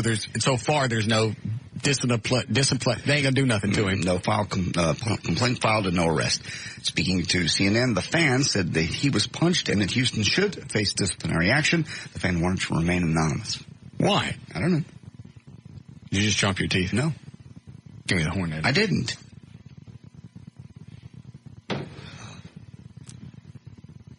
I don't understand why charges weren't filed immediately. You can't just punch somebody in the face and keep going. I don't care where you are. Sporting event or what? Why is it that happens, in baseball all the time? People get in fights. Nobody goes to jail. I don't know. And nobody gets fired. I mean, really, if I walked into Gavin's office right now and started swinging him around by the feet, I'd probably get... No, I wouldn't. No, there wouldn't be any problems. Computer-animated DreamWorks movie Shark Slayer is still a year away from hitting the theaters, but Italian-Americans are already up in arms. The movie features I don't want this movie to come out. Why? It makes us look bad. It's a shark mafia. Yeah, I know it. And not all Italians are involved in the underworld. Nobody said they were. That's what this says. It's not all, but it is. Certainly the mob is Italian. It's stereotyping. I don't like that. Shut up. you of all people. I don't want this to come out. And now they're going to make it a cartoon, right? Yes, it is. Yeah. So now it's going to push this stereotype onto kids, and it's going to propagate, and it's going to continue with this underworld image that the Italians have, which we don't. Stereotypical. I don't have time for racist. Italians. I don't have time for this racist crap. Really? What'd you say like an hour ago? What? Odd things happen, like black people having jobs. I never said that. You did too. You just did. I'll go get the tape. You just did. I'll go get the tape. You said that. Not when the sound clip's cut up. No. Nice try, though. Chairman of the Italian Institute of America says the movie is, quote, peddling prejudice to children. This guy's name is John Mancini. It's a group trying to contact DreamWorks executive Steven Spielberg to voice its concern. He says, quote, for a talented man like Spielberg to fully understand the power of a film on the human mind, and especially the juvenile mind, to perpetrate blatant ethnic demonizing is particularly disturbing. So, it's a cartoon. What are you doing? Nothing. Got that guilty look. I'm not doing anything. I think it's absurd. They can do whatever they want. Yeah. You don't like it, don't go to see it. Don't let kids see it. It's not for kids anyway. It's like they're mad about The Sopranos. we're not all mobsters. Nobody ever said you were all mobsters. Clearly, you're an Italian, you're not a mobster. I kind of like just the image of all Italians being mobbed up. Doesn't bother me. Okay. How many orgasms could a woman have in 1 hour? Some lucky women are going to find out come Sunday, October the 19th. Los Angeles-based sex education facility Erotic University is holding an orgasm-oriented event called Pleasure Sunday that will feature all sorts of seminars. One class, Intro to Orgasm, will explain the ins and outs of the Big O. Plus, a porn film producer will explain what an orgasm looks like on the big screen. First, a group of women will compete to see who can have the most orgasms in an hour as detected by scientific contraption that measures contractions, if you will. Also, about 20 women will be hypnotized into having the world's largest simultaneous orgasm. What if Dr. Mike can do that, too? Do what? What did you just read? Oh, hypnotize women? Hypnotize women? Never mind. The Pleasure Sunday events are part of the National Orgasm Month. I wasn't paying attention. I'm not worried about when you're handing to Eddie. Eddie and I are just handing notes back and forth. Don't worry about it. Buddy Jewell has recorded 125 different versions of his single, Sweet Southern Comfort, and in each one he mentions a different NHL, NBA, NFL, or Major League Baseball team. So Tennessee radio stations, for example, will play the version where he says, "You'll find me in Tennessee, go Titans go," but in Detroit that version will go, "You can feel it up in Detroit, go Pistons go." Well, it's not the first time somebody's done that. No, actually. Huey Lewis did it when he did the Heart of Rock and Roll, where they were to throw out the different cities at the end. He would do different major markets, and every major market got their own thing. Another country artist, Mark Chestnut, did it with one of his songs about, instead of the Yankees, he changed it to Rangers for Texas. Who else done that? I can't think. But they've been doing that for a long time. Yeah. That ain't no big thing. Hasbro, the maker of the board game Monopoly. Hey, Dan. Get Mr. Ed on the phone. I want to talk to him about this whole thinking he didn't get enough promotion out of the last 2 months. What? Hasbro, the maker of the board game Monopoly, threatened to sue now the creator of Ghettopoly, in which players build crack houses on Cheap Trick Avenue instead of hotels on the boardwalk.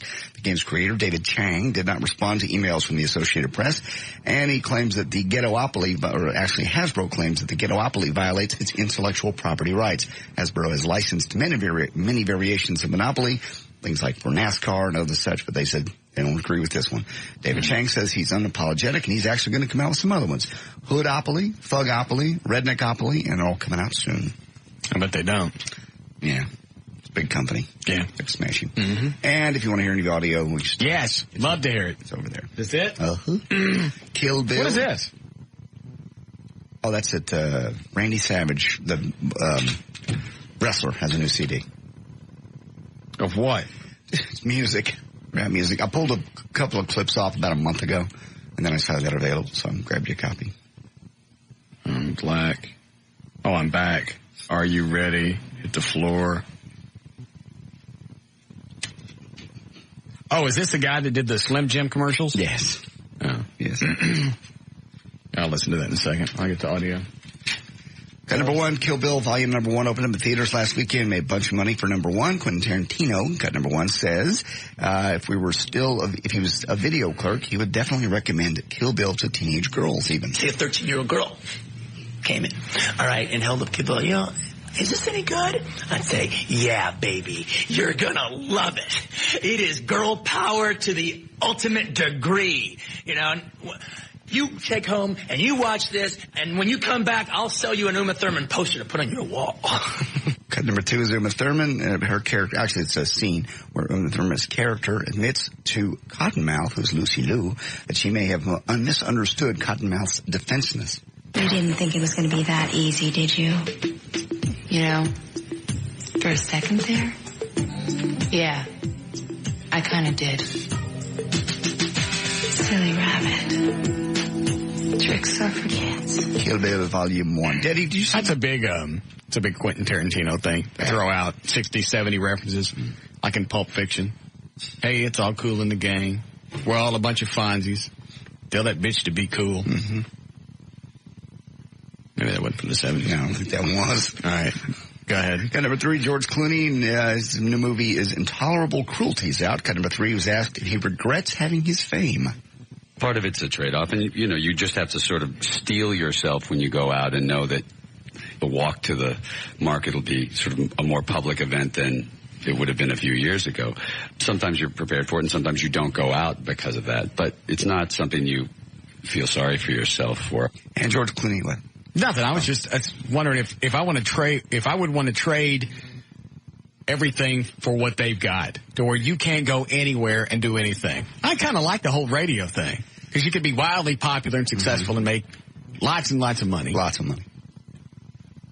Have control over people around you. Mm-hmm. And you can go out in public, nobody knows who you are. Well, they do know who you are. I mean, well, not as many. Not like George Clooney. You can you can walk into an Albertsons and probably not get mobbed like he would be.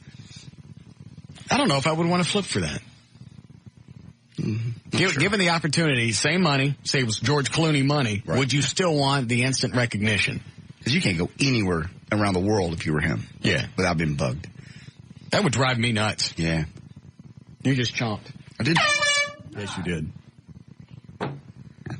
See, you don't even know when you're doing it. I know I said that. I don't hear it. You always do it at the end of a sentence. Yeah, so my teeth come back together.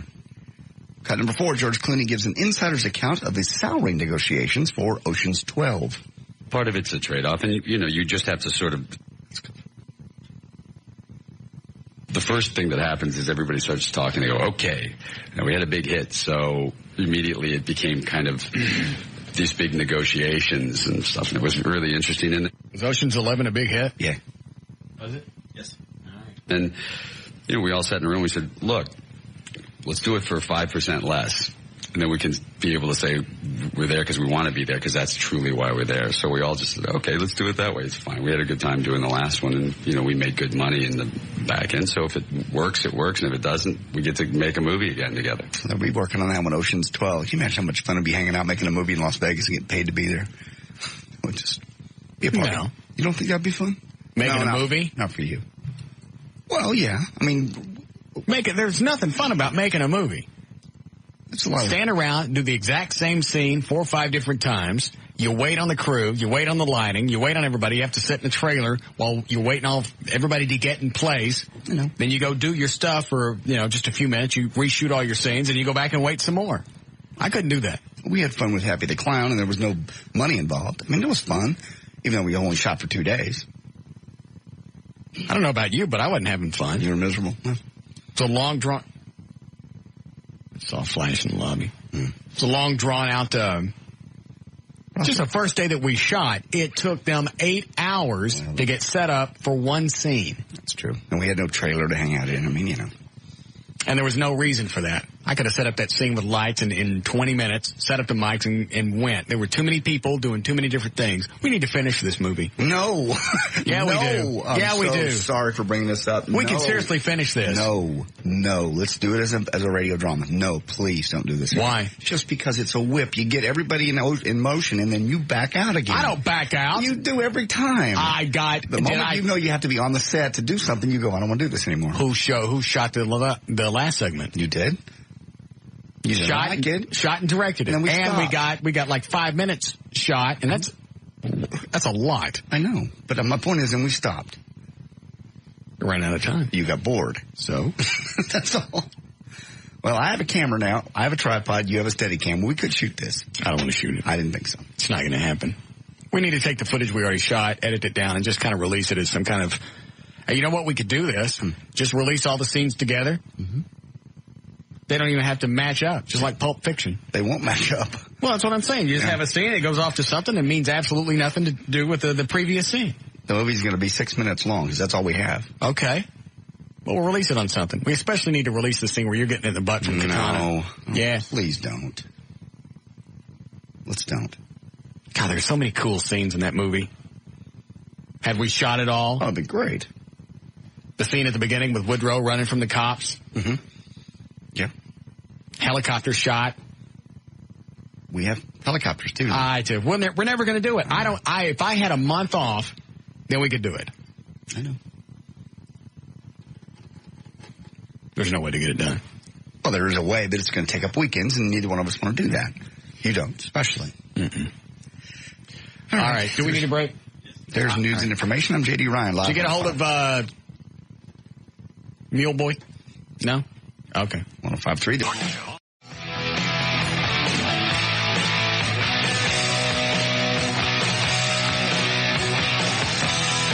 The 2003 Russ Martin Show police, fire, and military parade posters and DVDs are on sale now at russmartin.com.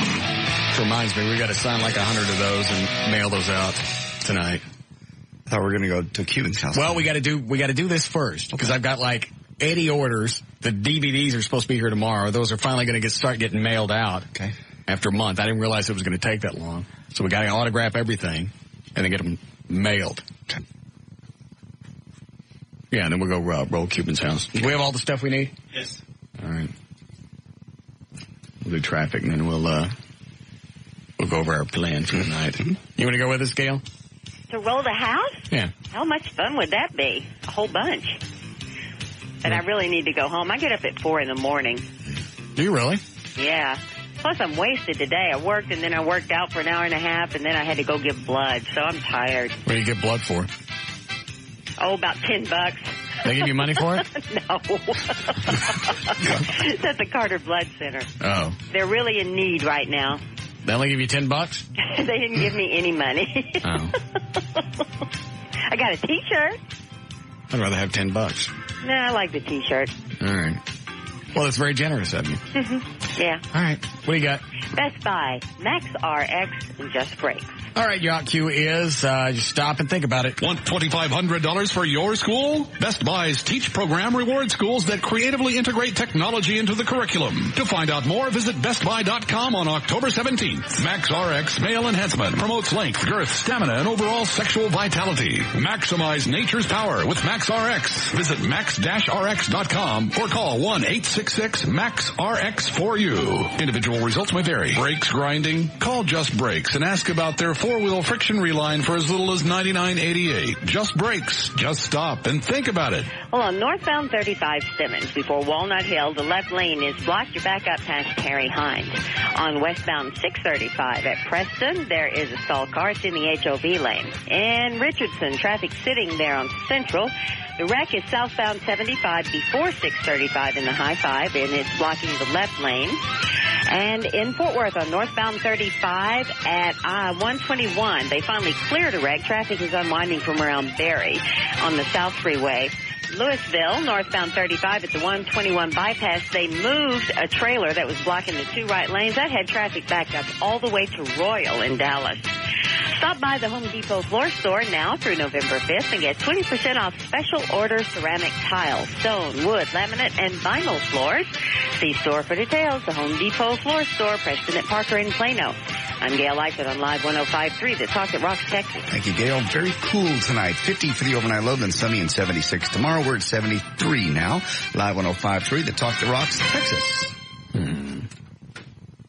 Nobody gives you money for blood? I think there are some places that do, or at least used to. But Carter's a complete voluntary place. And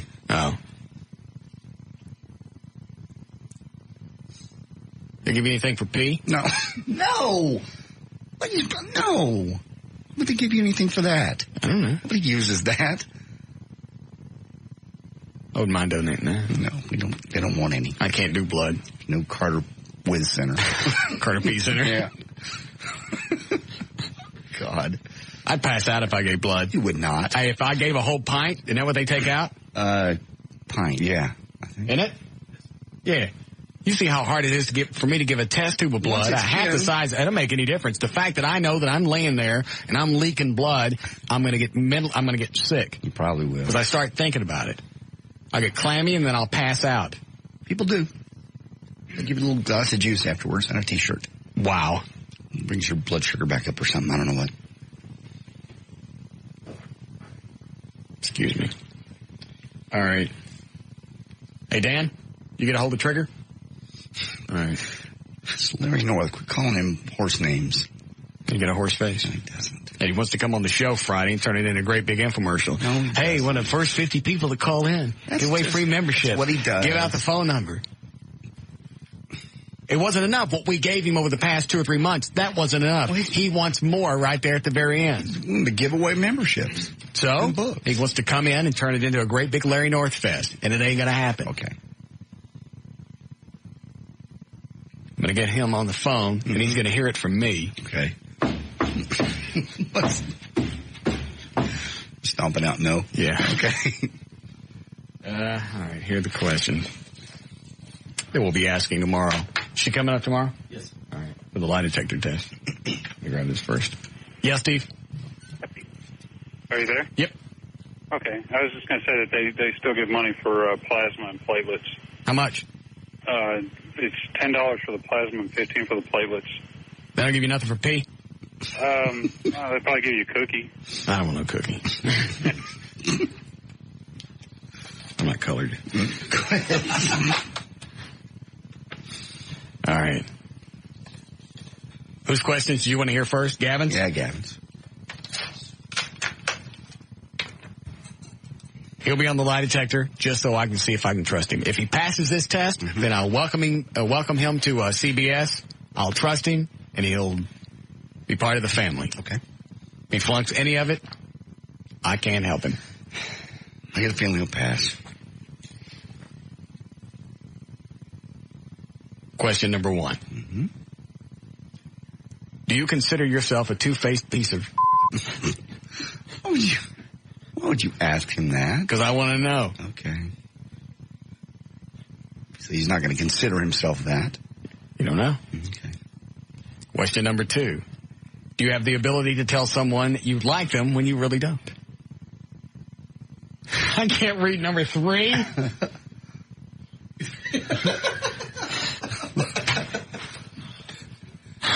Here, I'll show you. Okay. Just look down. It's number 3. Number 3. Damn. You can't read that one.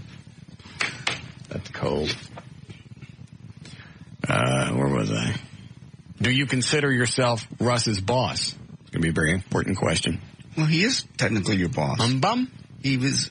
Bum. According to the. Shmurp. He's not. I got you. Thank you.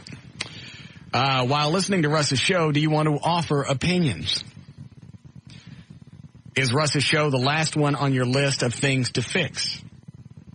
See, actually, that's a trick question. I shouldn't be on the list at all. Oh, okay. There will be no things for him to fix. I understand. Even if I'm wrong and it really needs to be fixed, I'll still quit. I swear to Jesus Christ as I stand here, I will quit. I think you will too.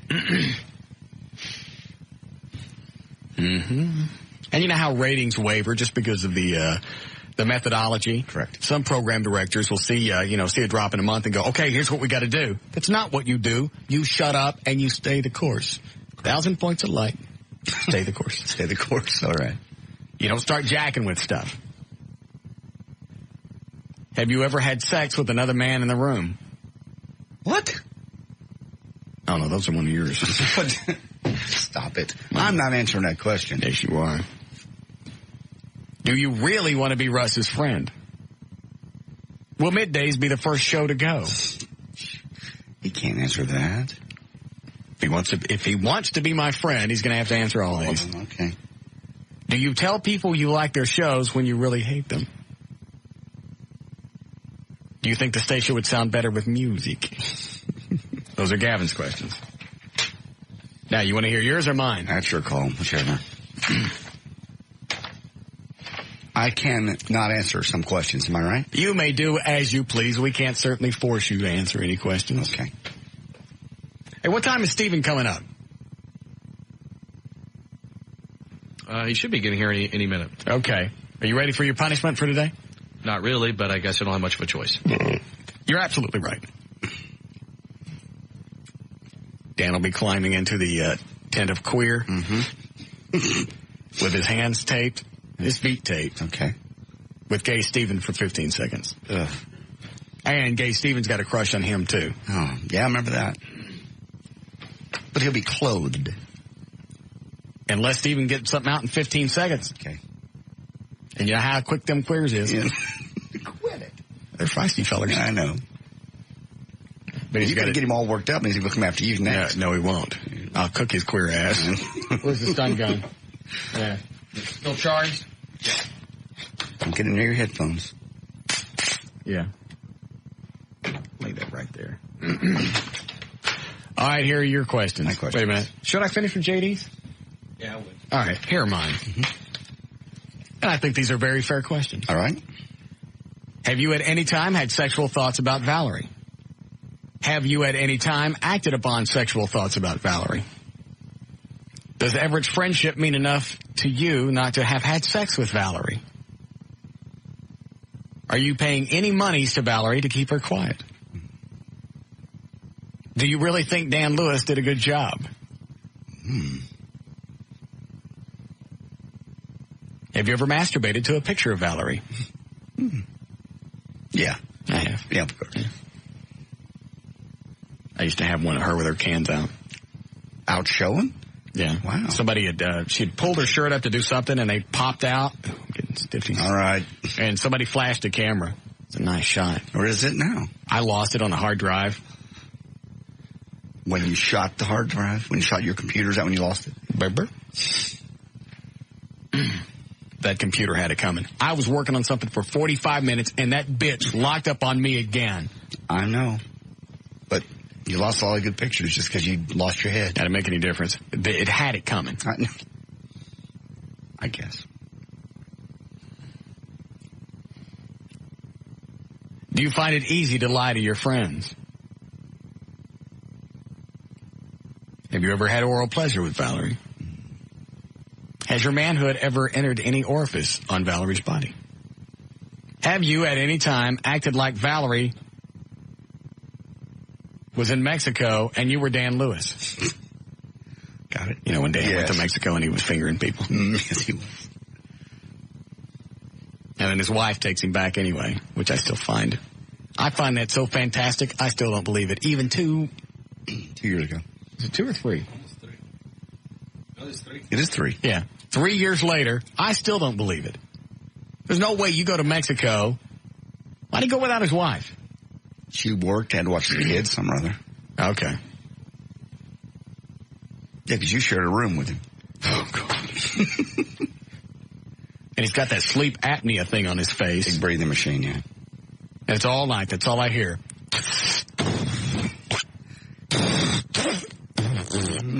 Except when he's fingering the listeners. Yeah. He didn't even finger a good one. No, he didn't. He didn't. You think you're one big time, you'd at least go get a good one. There were a few down there. I don't think he did it. Why would he make that up and not, you know, and... Well, look at all the content we got out of it. Well... All right, here's what I think. I think he really did it, and he told Laura, this is a bit, here's what we're going to do. Just to keep... Because I think he told me when he was drunk. Okay. So he knew you knew, and instead of holding it over his head, I'm going to go ahead and bust Laura on it. Right. And tell her no matter when it comes up, it's a bit. That's the only way that it's feasible. You don't tell your wife that, and she just goes, okay. Okay, what do you want for dinner? Yeah.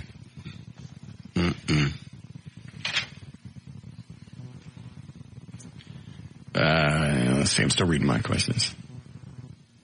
Does your conscience eat away at you knowing what you did to Everett as a friend?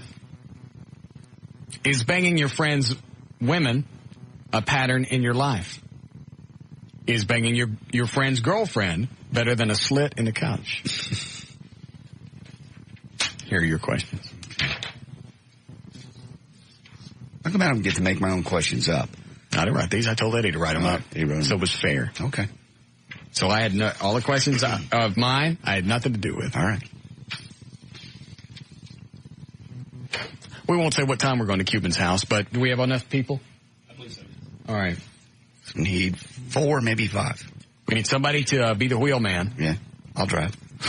It's my truck. We can get another truck. I don't want to run the risk of you running off and leaving I'm us. not going to leave you guys. I wouldn't do that. Yes, you would. Have I ever left As a joke? I wouldn't leave you Absolutely. there. It'll get you possibly arrested. No, I wouldn't. Do we have anybody checking on the cops on the beat tonight? Yes, I do. I'm waiting for callbacks. Okay. So we can find out where they are. Mm-hmm. What? Do you know something, Dan? Don't say names. I will not say names, but we have a hookup. Do we? Yes. And more are available if they're needed. Of Friends. You mean people to help us or? To watch our backs. Friends with guns? Yes, those. Okay, good. Dandy. This is going to be fun. Yeah, I'm excited.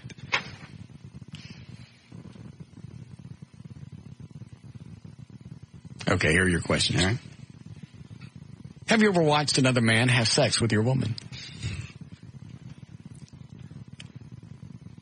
You know I'm what? not going to answer all these. Let's do this now, and then we'll see what your questions, how you do when we ask them tomorrow. I'm not going to answer these. Give me a pen, Eddie. I'm not answering them. Question number 1. Mm-mm. Have you ever watched another man have sex with your woman? Not answering. So you refuse to answer that one? I just think it's an uncomfortable question. Well, it's just a yes or no question. Then yes or no. I'm not answering. All right. So you abstain from that one. Mm-hmm. Okay. JD refuses to answer question number 1. Have you ever touched another naked man during sex? No. JD abstains from that? I didn't abstain. Say no to that one? Yes. You realize we're going to ask you this on the lie detector. That's fine. All right. Have you ever incorporated animals into your sex life? No. They're perverted. Do you feel that strange sex helps you with inadequacies? Strange sex? Yeah, the kind of sex that you have. It's not strange all the time. Everything you do is strange. That's not true. We have normal sex, too. When? And why? Like last weekend. Just because. Why would you? You're talking about like normal sex. She's on bottom. You climb on top and you do the bobblehead do thing. that, yeah, sometimes. Normal. And other times we're adventuresome. There's nothing unusual about that. There's no inadequacies. Anything outside the bed is weird. That's not weird. Is. Oh, yes, I think you are so wrong. No. You are out of your mind. You're having sex at horse tracks. That was a little out there. You guys role play where you rape her. That's weird. We don't do that very often. That doesn't make any difference. Then why do you always play the black guy? I don't play the black guy. I don't. How we doing, Eddie? But outside of, in the lakes and the boats. The question is, do you feel that that helps with your inadequacy? I don't have any, so no. All right. The answer is no to that one. Have you ever tasted another man's yum-yum? You are so nasty. I'm not even going to... no. All right. Is it no or you abstain? No. Of course. We don't mean on purpose. We mean by accident. No, not on purpose or by accident. Eddie, you're sick. Have you had sex with other men in the room? I believe that means they're watching.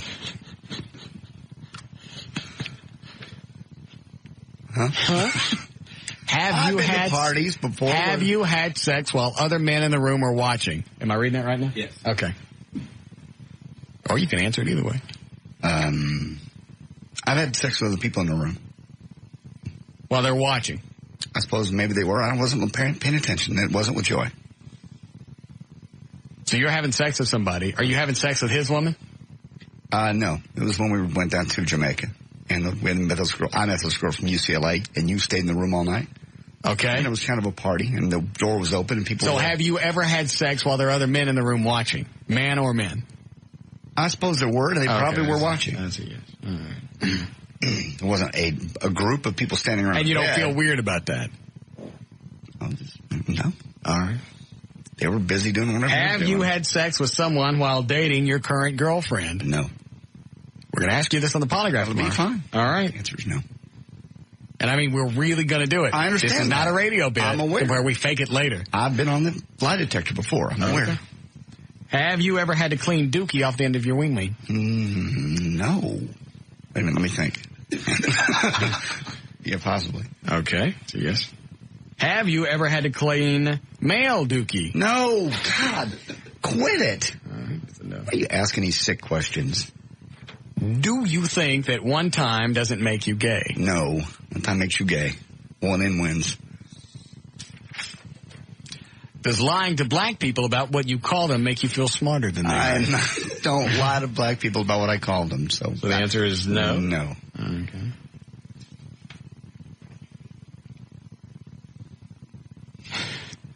If you have to think about it, don't answer this. Ask this one. What? Have you ever dressed like a woman and been smacked in the face by a girl with a strap on? No. I told you I had that one girlfriend that wanted me to dress up one time. And go pick up guys? Yeah. No, she just wanted to go out, like two chicks. Well, that was it, but you wanted to go pick up guys. I don't think she wanted to pick up guys. She just wanted me to dress up, and I told her she was a nut. Did you even try the clothes on to see what you look like? No, I don't put on women's clothing. Thank you.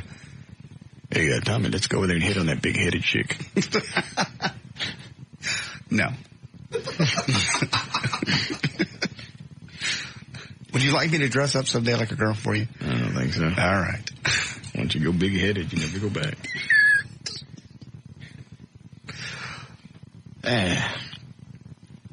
When hit in the face with another man's sack, do you just close your eyes and try not to think about it? Quit asking these goofy questions. I don't know. No, that didn't happen. All right. Do you hate Mexicans, too? I don't hate anybody. It's not the question. It's a yes or no. I don't hate anybody. No, I don't hate Mexicans. The answer is no, then. Okay. How are we doing, Eddie? Real close. All right. Have you banged any of your friends' women? Let me think. Hold on. That would be yes. Okay.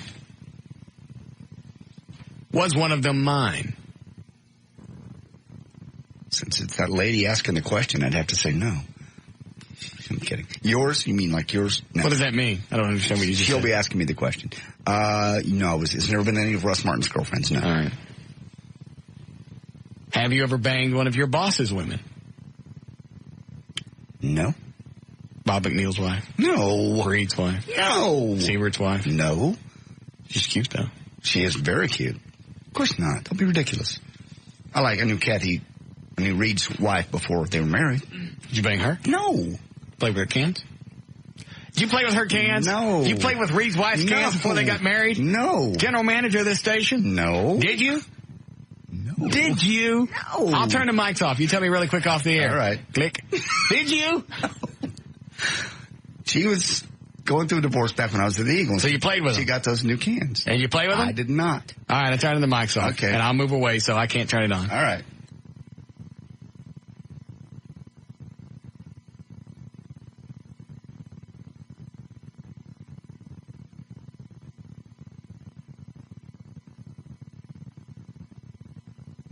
How big were they?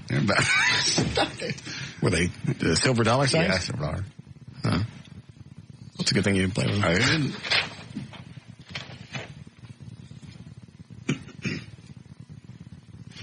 And finally, do you consider yourself a two-faced piece of... No, I don't. Okay. All right. That's all the questions. We'll see how you do tomorrow. I'm especially anxious to see how Gavin fares with this. Yes. Did he say he would take it? Yes, he did. He's been very open with you. And I think very, very truthful. I think I'd like to get Dave Siebert on this, too. And Kurt Johnson. Siebert, the market general manager, and Kurt Johnson, the market program director. I'd be more interested in their answers. So you don't trust them? I told you. There's something fishy about those guys. I don't know what it is. I know what it is. They're fishy. Possibly. They both smack of macaroon. All right, hang on a minute. You just say yes, break? All right, we'll be back.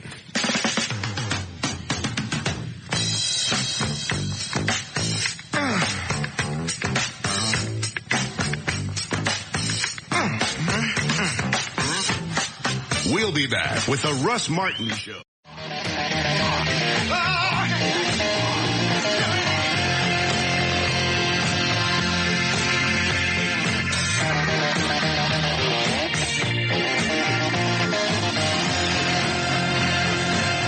You know how to get to Cuban's house? Yeah, I have detailed maps.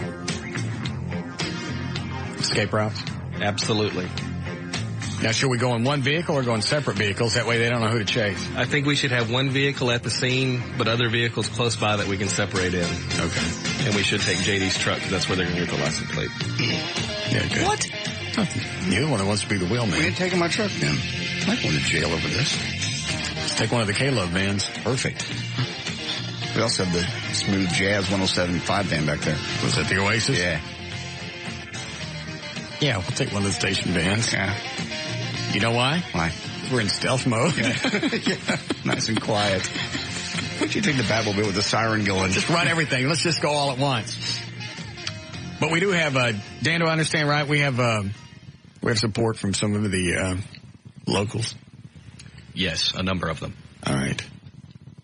Good. And are you sure you got the right house? I don't want to roll the wrong house. Absolutely.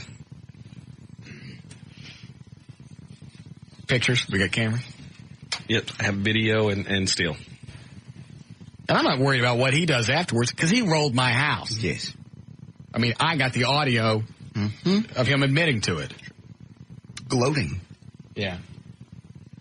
No, I still got it. Let me see if I marked it.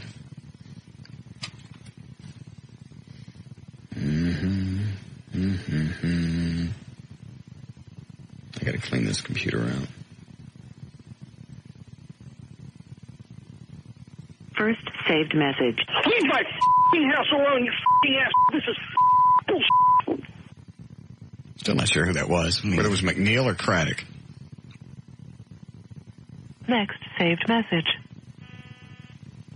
Hey, man. I'm f***ing tired of you talking about me and my wife. Yeah, I would be too. That's when Loverboy Boy played in the studio. Oh, here it is. Yo, Russ. Hey, it's Mark Cuban, dude.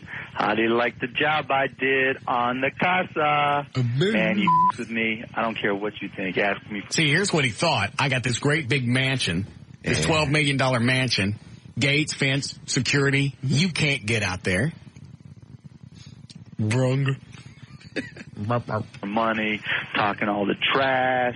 Your house went down. It's going to take you a month to clean up that stuff. You're just going to have to deal with it. Get over it. It's just the way it goes. Love you too. See you, buddy. Are they in town or out of town? What? They're in L.A. tonight, playing the Clippers. Good. Perfect timing. What time's the game start? What time do they normally start? Usually start about 7:30. Okay, that would be 5:30 our time. No, I think it would be 9:30 our time. Is that right? Yeah. Okay, 9:30. Oh, that's even better then, because it's going to end later. He ain't going to be nowhere around. No. That's if we were really going to do it tonight. See, we could just say we're doing it tonight to throw people off, and then we do it tomorrow night. Because really, you wouldn't get on the air and say, hey, we're going to do this tonight, and go do it tonight. Of course not. We are. All right. Oh, we have to do O'Malley's thing. Is Gay Steven here? Hi, sweetie. You ready, Dan? I suppose. What was it he did to get in trouble? Texas OU bets. Oh yeah. That's a $300 F-up. All right, come in here. We got to duct tape you. Do his hands and his, should we do his feet?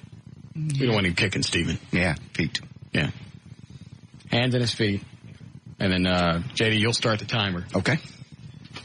And then we'll, Front or back? you can do them up front. In the back. Shut up. Like this. Hands together. There we go. Run. You take that website down yet? No, you cute thing, you. You are so cute. Quit it. Stop waving at me. I always think about your panties. Lick away. Remember when I pulled down your pants? Yes, I know. Are you going to tie up his feet, too, so he can't kick me? Yeah. And what, do you have this worked out in your mind, what you're going to do in the 15 seconds you have with him? Ooh, I'm going to pull his pants right down. I got it down, don't I? Yeah. Bye, Ron. Bye. Hey, JD. Hey, Steven, what's up? O'Malley will be entering the tent of queer. Who's going to videotape? Daddy? How long does it take to turn that camera on? 5 seconds. Tassos, why don't you come in here and grab the camcorder? And as soon as we're done with this, we'll go into news. Okay. What's the resolution on that? 500? 580 lines. Is it really? Yeah. There you go. That's higher than Super VHS, isn't it? Oh, yeah. All right. Yeah, if you go directly into a digital editing system, you can't tell that from beta. Really? The guys over at WB are some of the TV beta, stations, broadcast beta. Right. They did a side-by-side test. With your camera? Well, no, they had one just like it. Right. That they used for B-roll, picking up just other pictures. Incidental stuff? Right. And they put a beta camera in on the parking lot, so the lighting was the same. Right. Everything was and the they couldn't same. tell the difference? Side by side. Couldn't tell the difference. Well, and would you pay for that? No. It's a retail. It's about $3,000. That's not what I paid. And a beta cam runs about what, 20? What's the matter? No tape. Oh, Eddie's got a tape. Okay. All right, he's going. Are you guys ready? Yeah, I'm ready. I gotta open up the line so I can see this. Wait a minute. Hit that. Don't start. Eddie, they're not going in yet, are they? No, wait. All right. Hold on. I gotta open the blinds. Hit the delay in case something happens. Okay.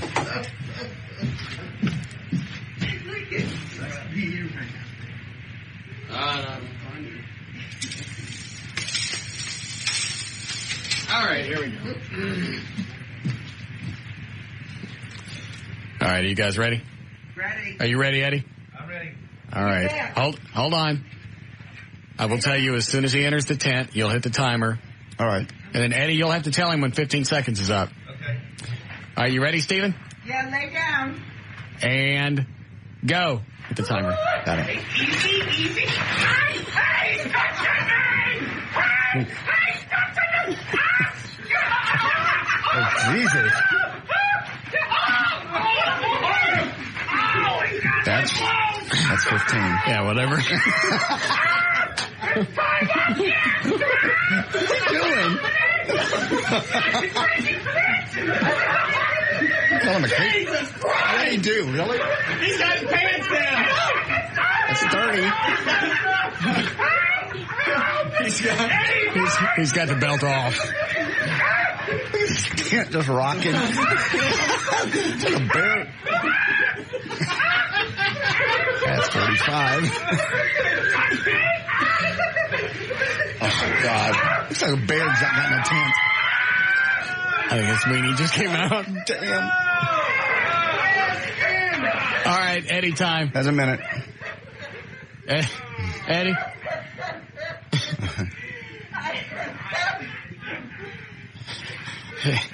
Eddie can't hear me. I understand. Eddie! It's time. He's laughing too hard. Come in here. I can't understand you.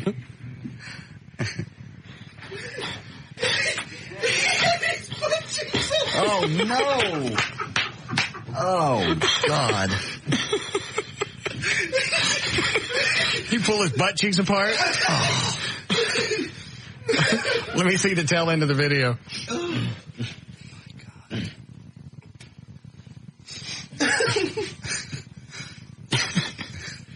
I'm surprised you were able to hold the camera. Yeah.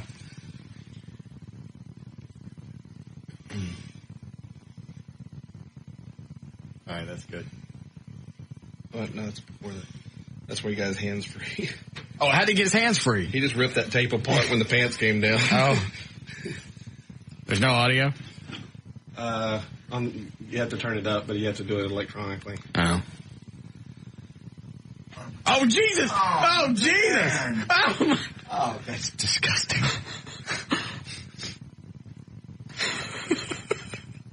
Let me roll it back and you can watch this.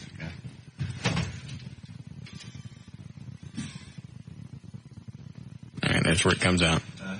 Oh, no. That's nasty. Yeah. You should shave that.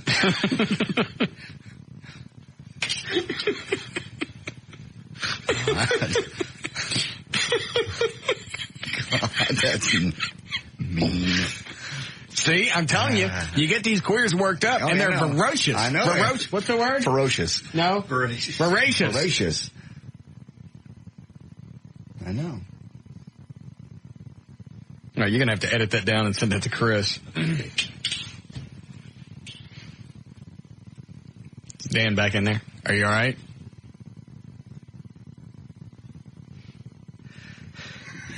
No. Did he get inside it? If he did, I didn't feel it. Adrenaline was kind of pumping. Yeah, it must have been for you to rip that duct tape off. Yeah, he had wrapped about 3 or 4 times around the wrists. Well, that was right about the time my ass was coming out. Did he touch it? I think I stayed on my stomach enough where he couldn't. He pulled him apart. Did he really pull his cheeks? He grabbed it. He started to smack him, and then he just grabbed him and pulled him. By the time I lost it, I saw brown. I was like, I'm telling you get these queers horny. I know. And they got superpowers. I'm with you. Now you've got to get out of the building because he's all worked up. That's all right. Okay. I smell ass. You smell it? Yeah. Well, get thrown in a tent with a gay guy. What do you think you're going to smell? I didn't think I was going to smell ass in here. Yes. All right. Have you learned your lesson? God, I hope so. And you might smell ass because I didn't want to make it inviting for him. Oh, got it. Sometimes they use that for lube. Oh, Russ Martin, what are you? Stop it. Oh. They do. No, they don't. Yes, they do. No, they don't.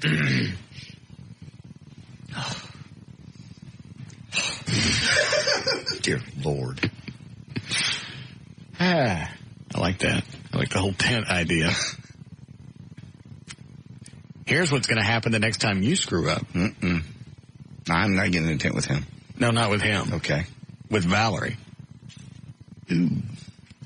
The way she's pissed off at you right now, I don't think it's going to be an inviting situation. She won't hurt me. Think she will. Who was on the hotline? Don't want to know? Does it matter? Okay. Take this and then we'll do news. Yes, Ronnie? Buddy, you're out of control. One. Completely and total. No man deserves to be locked up in a tent with a gay man. That is just wrong. I understand. $300. Good Lord. Punishment has to fit the crime. Yeah. To smell ass? I like the way that Dan thinks, you know what, I'm going to keep him out of there. I'm going to start delivering some goods. Like that's going to stop him. That's just foreplay. Yeah. Honey. Pull it up and rub it on him. What? Oh. All right, bye. You ready to go? Sure. Did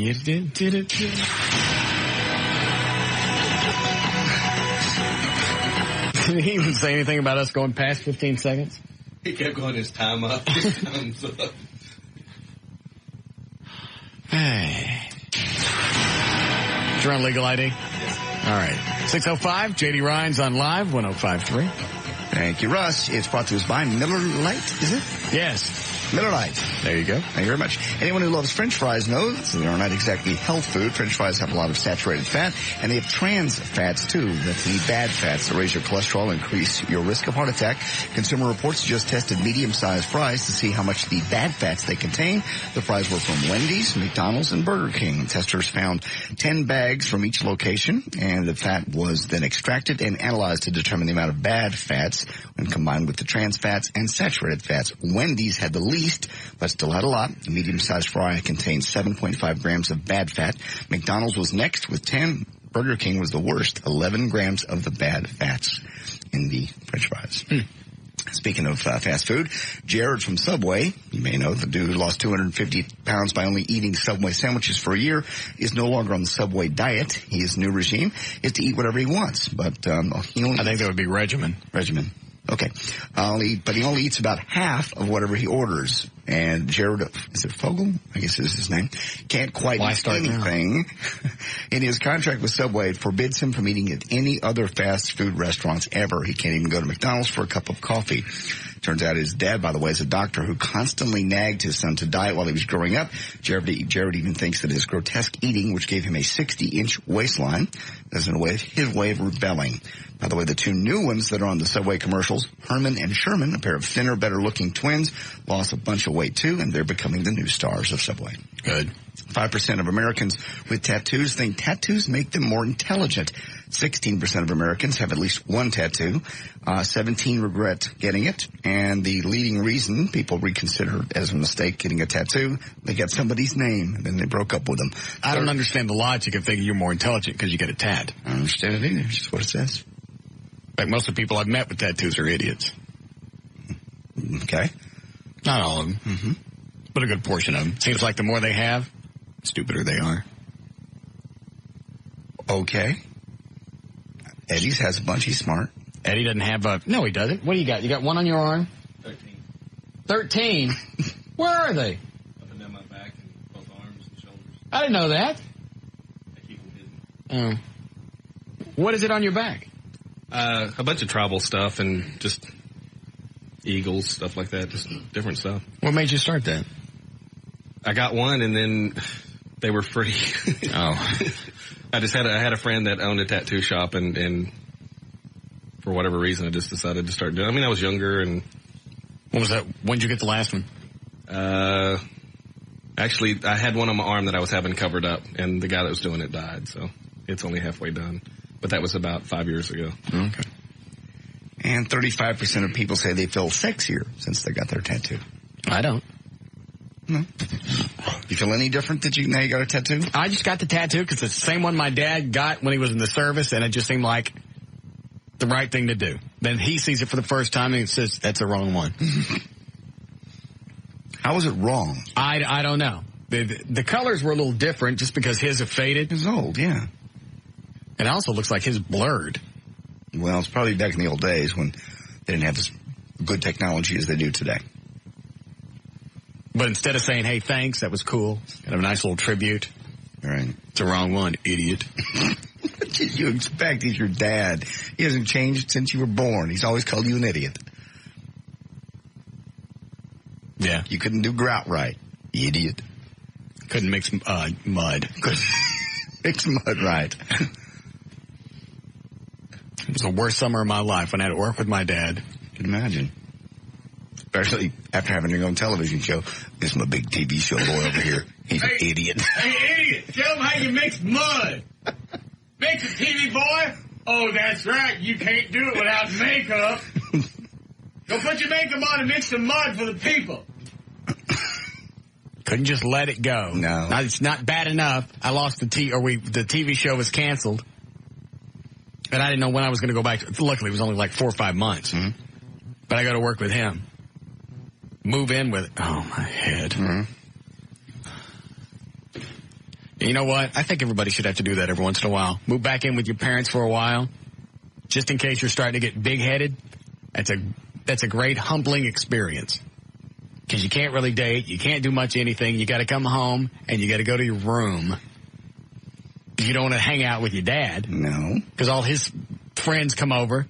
And for some reason, nobody's got enough money to buy shirts. They all have big fat guys sitting around, smoking cigarettes, scratching lottery tickets. All with those big yellow uncut toenails. Oh. Gross. That's what you walk through when you'd walk through the living room, go into the room. You find a job today? No. Going back to your room? TV boy. He didn't do that. Yep. Did he? Mm-hmm. Tough. Then we go out on the job and just, instead of let me have some type of anonymity, point me out. My boy used to have a TV show. Too stupid to hang on to it. Go outside and mix some mud. Don't put too much dirt in it this time. Idiot. Go ahead. Oh, okie dokie. Yeah, can you imagine being like on a big show and then having to go back and live with your parents? Especially your mom. All right, from AskMen.com, 10 reasons why men cheat. This is from AskMen, once again, .com. Number 10, your lady doesn't put out. Apparently long-term relationships seem to suck the sex drive out of many women, leaving men gasping for fulfillment. And with the need for more sex, some... How did you know Eddie had all those tattoos on his back? He's told me before. The subject's come up before somehow. Everybody else knew that? Remember the video? No, I wasn't paying attention. Oh, yeah, the time he danced in his teabag or whatever. I got it. I was looking at his back. I understand. I was looking at his balls. I know. They were hanging out. Some men will start working late more often. Number 9, she cheated on you, so you found out your lady has been unfaithful, and the only way to relieve your anger is to do the same. Number 8, it's challenging and exciting. If you consider the women you sleep with sexual trophies, chances are you've already cheated at least once in your life. Number 7, you can get away with it. What the eyes don't see, the heart doesn't feel, goes the old adage, and it still holds true as long as there's no cameras around. Then your friends don't find out later in the hotel lobby. Number 6. She didn't tell you anything, and I don't know why you think it's funny to keep twisting it. I'll quit. It's not, if there's a great big punchline at the end of this bit, then that's fine. It's just the fact all that I know is she's got something she's going to throw out at you about she's going to tell Joy something. She's got nothing what is on me. She seems to. Maybe I'll just find out. Maybe you will.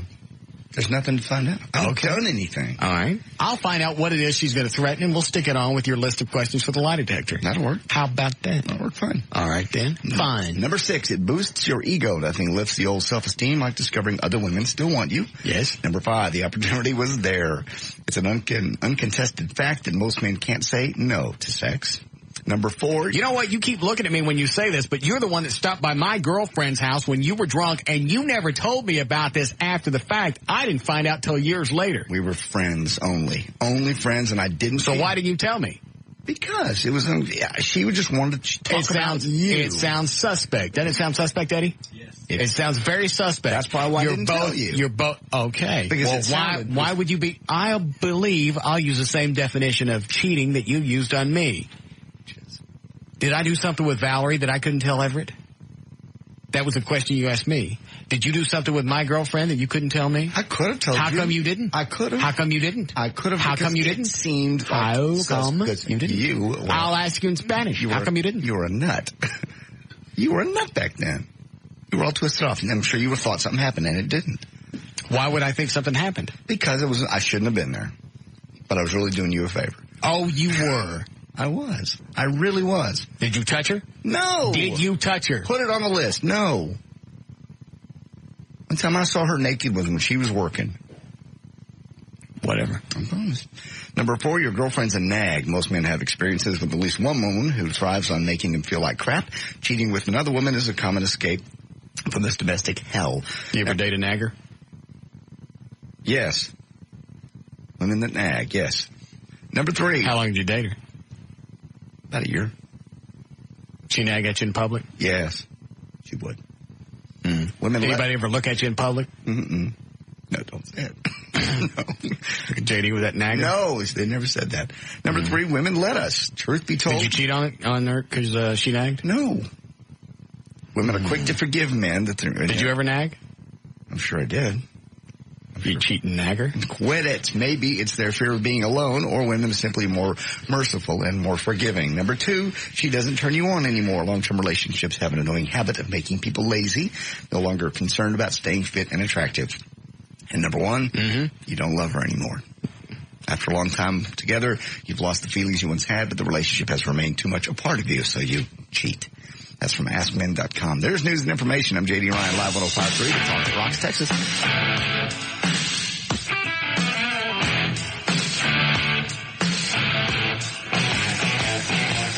We'll be back with the Russ Martin Show.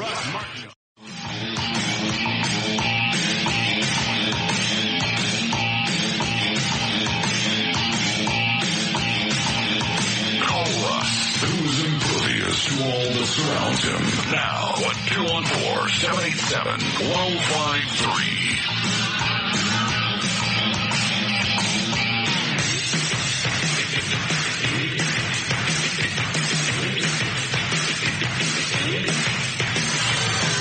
All right. I can't believe he really got his pants down. Yeah. How far did he get in 15 seconds? In 15 seconds, he had his belt off.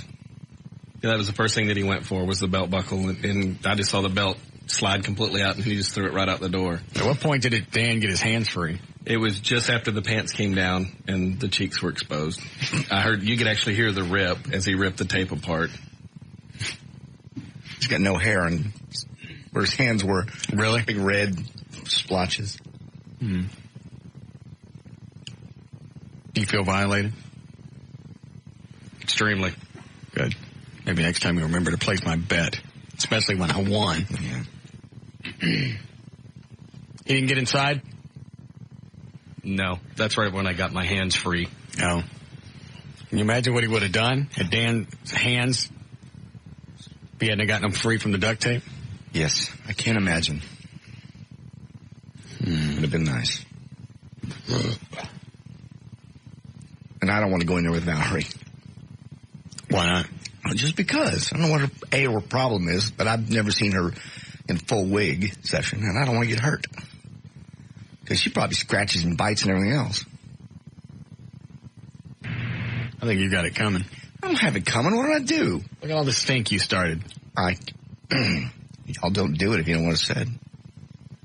I'm sorry, what? Don't do it if you don't want it said. Is that what you just told me? Yes. Don't do it if you don't want it said. Yes.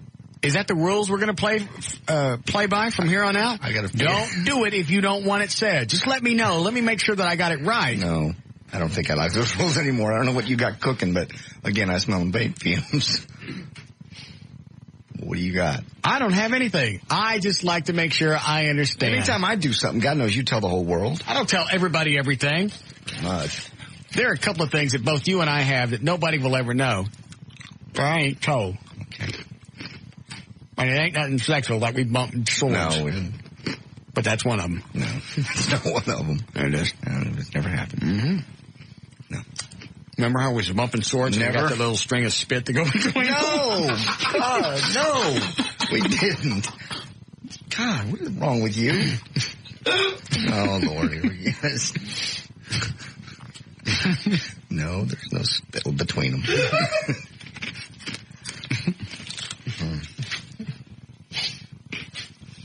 Eddie just checked out. Slept in the same bed with you. What? It did. We were on the shoot. You ain't helping. It was a hotel. And we're bumping swords. No, we weren't bumping swords. No. No. You painted yours black? No, I didn't. We never did that. We used to have 2 double beds, and we had the camera guys with us. And we were shooting a show. And then we squeezed and made it look like the holes were singing? No. We did Ebony and Ivory. No. That never happened. No, it did. Once. No. Then they kissed. No, they didn't. Never. Noise it make it look like 2 blowfish. Yeah. No. Sorry. Whatever. That little string of spit between them. Hey, we didn't do that. I wouldn't.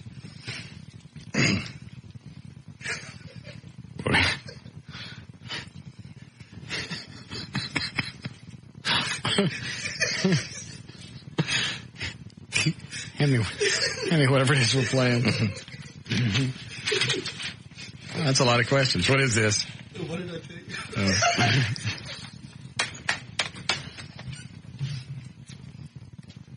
So no, not everything you've done I've told. All right, I don't know what you're referring to, but all right, almost everything in our lives has been laid out on the table. Up until the spit string between the 2 swords, nobody knew about that. It didn't happen. It's not bad. We were in love. No, we weren't. Why are you doing this? Stop it. God.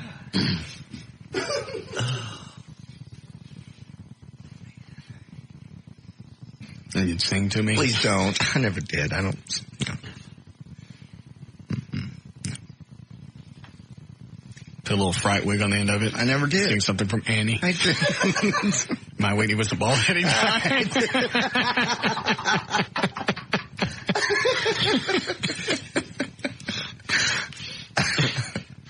The sun will come out. Sorry. All right. What are we playing? What are we playing?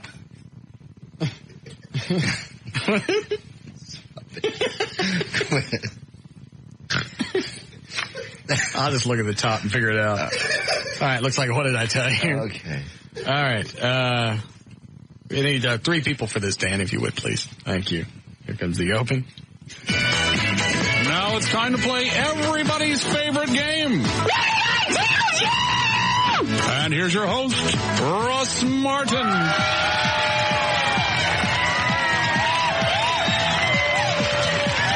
All right, let's get our 3 contestants on the phone. Quit it, Eddie. Hi, Cole. What's up, Russ? Welcome to the show. Thank you. What do you do for a living? I do. All right. And what about you, Chris? What do you do? Warehouse. Okay. What do you do in the warehouse? Just stock. Okay. And down. And Brian? Did nothing. Okay. John, what will they be playing for today? They'll be playing for a 4-pack of prizes to the TBC Indoor Kart Races located at Stemmons in Dallas and 3 months free from Joy Internet. GetJoy.net. I know, that's a little visual of the bald-headed guy in the seat. I know.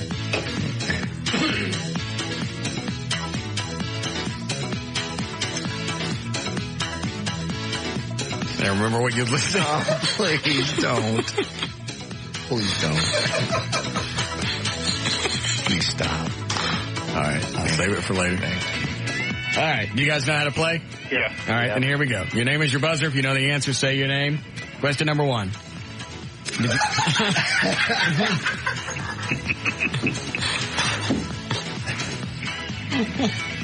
Oh, 1 second.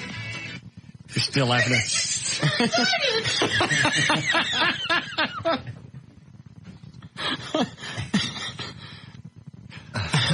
Hold on. I'm going to try and talk with it. Okay, go ahead. Yes. Which part is it? I think I'm getting close. Yeah. I may understand it here. Okay. Which part are you still laughing at? We're there with 2 guys. We share the bed. It's all right. Here we go. Question number 1. Who on the show is going to be in the new Peanut special called Jesus Christ? That's a big effing head, Charlie Brown. Go ahead, Cole. JD. JD is right. Who do we know that spent last weekend cutting out hundreds of little angels to hang on the Make-A-Wish Christmas trees? Go ahead, Cole. Russ. No. Cole. No, Cole, you can only go once. Come on, Russ. Because he made stupid decisions and can't support his own family. Chris. Go ahead, Chris. Dan Lewis. Dan Lewis is right. Who on the show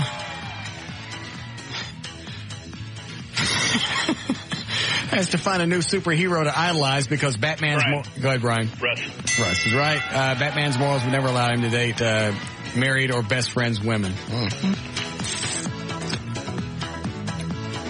And by the way, you were married when we was bumping swords. I was not. Yes. I weren't. Yes. I yes. wasn't. Yes, you were. Yes, you were. We didn't do it. I mean. You mean in the hotel in Mexico with the camera crew? Yeah.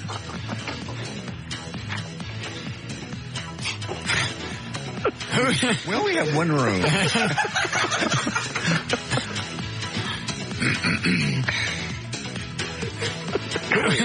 Who do we know that is trying to convince his kids that a Lone Star card is the same as a credit card?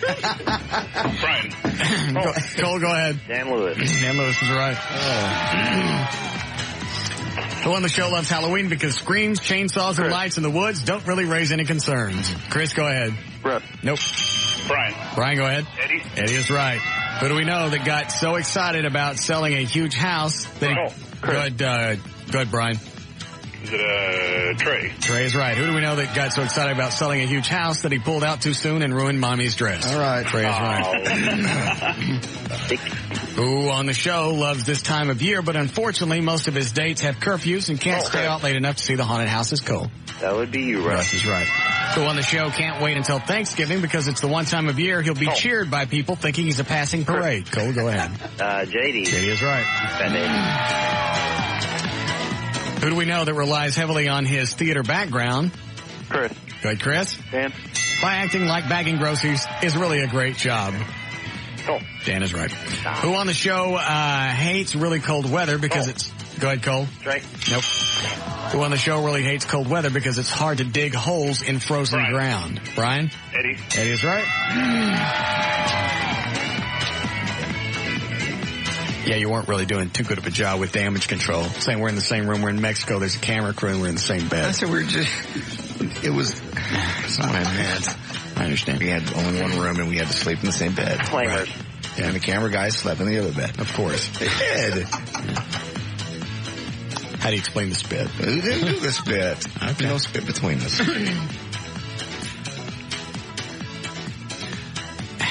Who on the show will never be able to do television again because the makeup bill to cover his face would cost too much? Chris, go ahead. JD. JD is right. Who do we know that is sad because he might have to burn his stick horse to keep warm this winter? Chris, go ahead. Dan Lewis. Dan Lewis is right.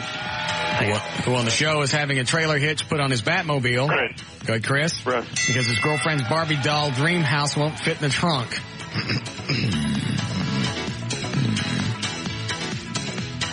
And remember how we had to press it so many times before we actually get the spit string? No. Why are you doing this? Didn't happen the first time. It didn't happen at all. Mm-hmm. Not the first 3 times. No, it didn't happen at all.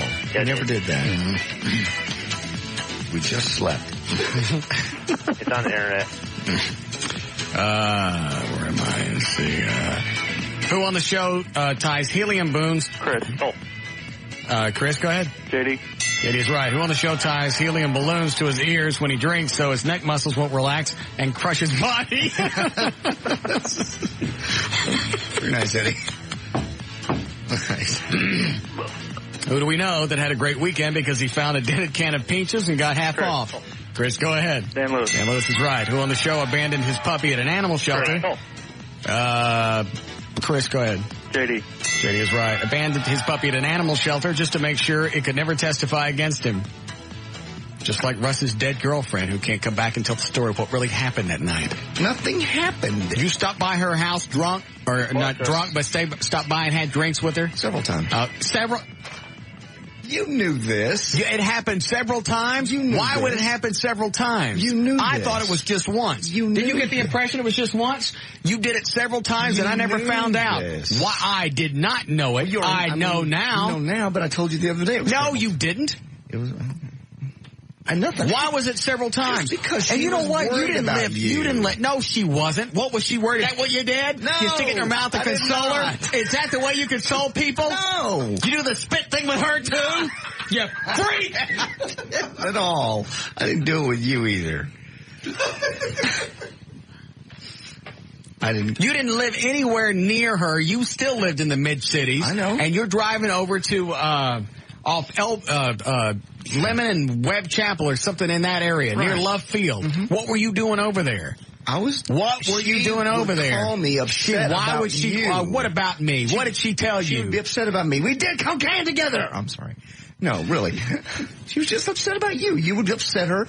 You would come in. You would steal her dog. You'd break into her house. You'd follow her around. You'd stalk her. You'd call her all out and scream at her. That's hearsay. That's not hearsay. You did it. You don't know that. I do know that. Why don't you go ask her? I can't. She's dead. Yeah, how lucky for you. That's not lucky for me. I wish she was here to defend me. So you stopped by her house many times in the middle of the night and would have drinks. It wasn't the middle of the night. It was like 10 o'clock, 11 o'clock. And where was I? I have no idea. You guys were having a fight. And she would call me because she had my cell phone number. Why'd she have your cell phone? I can't remember why. I'm sure there's a reason, a legitimate reason. Did you ever touch yourself while you were at her house? No. Did you? Absolutely not. I never did. There was nothing sexual between us. She was hot, but there was nothing sexual between us. Many times. How very fascinating. Probably 3. Good time. Now you know everything. Oh, I bet I don't. Who on the show calls JD two-faced and still manages to smile at Everett? Brian, go ahead. Russ. Yes. I don't even have to finish the sentence. Who on the show has a really high IQ? Brian. Go ahead, Brian. JD. No. Don't. Hey. Cole? I'll go with you, Russ. No. Oh, come on, Russ. You're smart. Who on the show has a really high IQ and a law degree? Everett. Don't. Chris. Chris? JD. We'll move on. Everett. Who on the show has absolutely no control over his children? Chris. Go ahead, Chris. Dan Lewis. No. Cole. Go ahead, Cole. Yes. Well, the show has absolutely no control over his children, but can at least look Everett in the face knowing he didn't sleep with Valerie. Was she good, JD? I didn't touch Valerie. I didn't see that one coming. Who do we know that wants to renew his wedding vow so his... Go ahead, Cole. Dan Lewis. Yes. Who do we know that wants to renew his wedding vow so his wife can ruin the last half of his life? God. Who on the show sweats profusely? Brian. Go ahead, Brian. Russ. But it doesn't seem to keep him from bagging. All right. Other people's girlfriends. Who do we know that has a wife that screws up his life Chris. just like Russ screwed Valerie? God. Chris? Dan. Yes, Dan Lewis. And finally, who on the show said that they never screwed Valerie because he considers what they did as making sweet, sweet love? Chris? Russ. Yes. Score? Yeah. Let's see. Final score. Cole and Brian had 6. Chris had 10. Tell me what he's got. He's got a pair of tickets to see the WWE Survivor Series Sunday, November the 16th. The American Airlines Center, televised from Dallas to the world. Get them at Ticketmaster locations. And a 4-pack of prizes of tickets for the TBC indoor kart races on Stemmons in Dallas.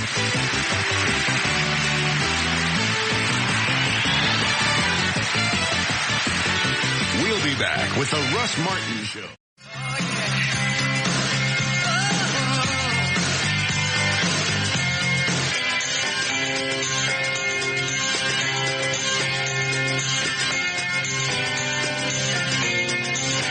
All right.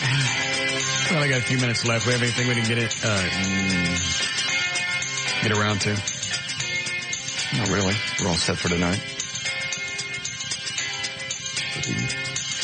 Cuban attack, if we do it. How many rolls are we taking? We have close to 40. Where'd you get them? Target. How much was it? $12. Really? Yeah. How'd you do that? One of those multi-packs. You got 40 for $12? I believe so. That can't be right. It's a lot. Maybe it's just really, really cheap like the stuff they have up here. Is it cheap? No, that's what we were trying to get away from, was because I was taking the stuff up here and just throwing it into a tree, and it just wasn't grabbing the tree branches. It's so slick. Do we need to wet it down, the tail? No, it should be. This stuff should be okay. I mean, it's real cushiony, I guess what you'd say. So it grabs hold of stuff. All right. Who else going? You going, John? Yes. You're the wheelman? Mm-hmm. Yeah, we're taking separate cars. Is that right? Yeah, I would take everybody take their own car and park it somewhere close. There's different places we can park it close by there. All right. And then that way we can separate once it's done. Where's Everett? I don't know. So we all pull up to the gate. 3 people on the slingshot. Mm-hmm. Okay.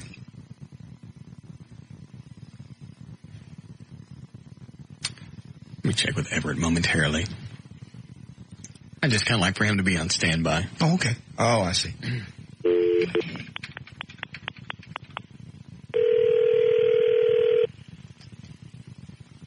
Cuban go out of town for every game? Yes.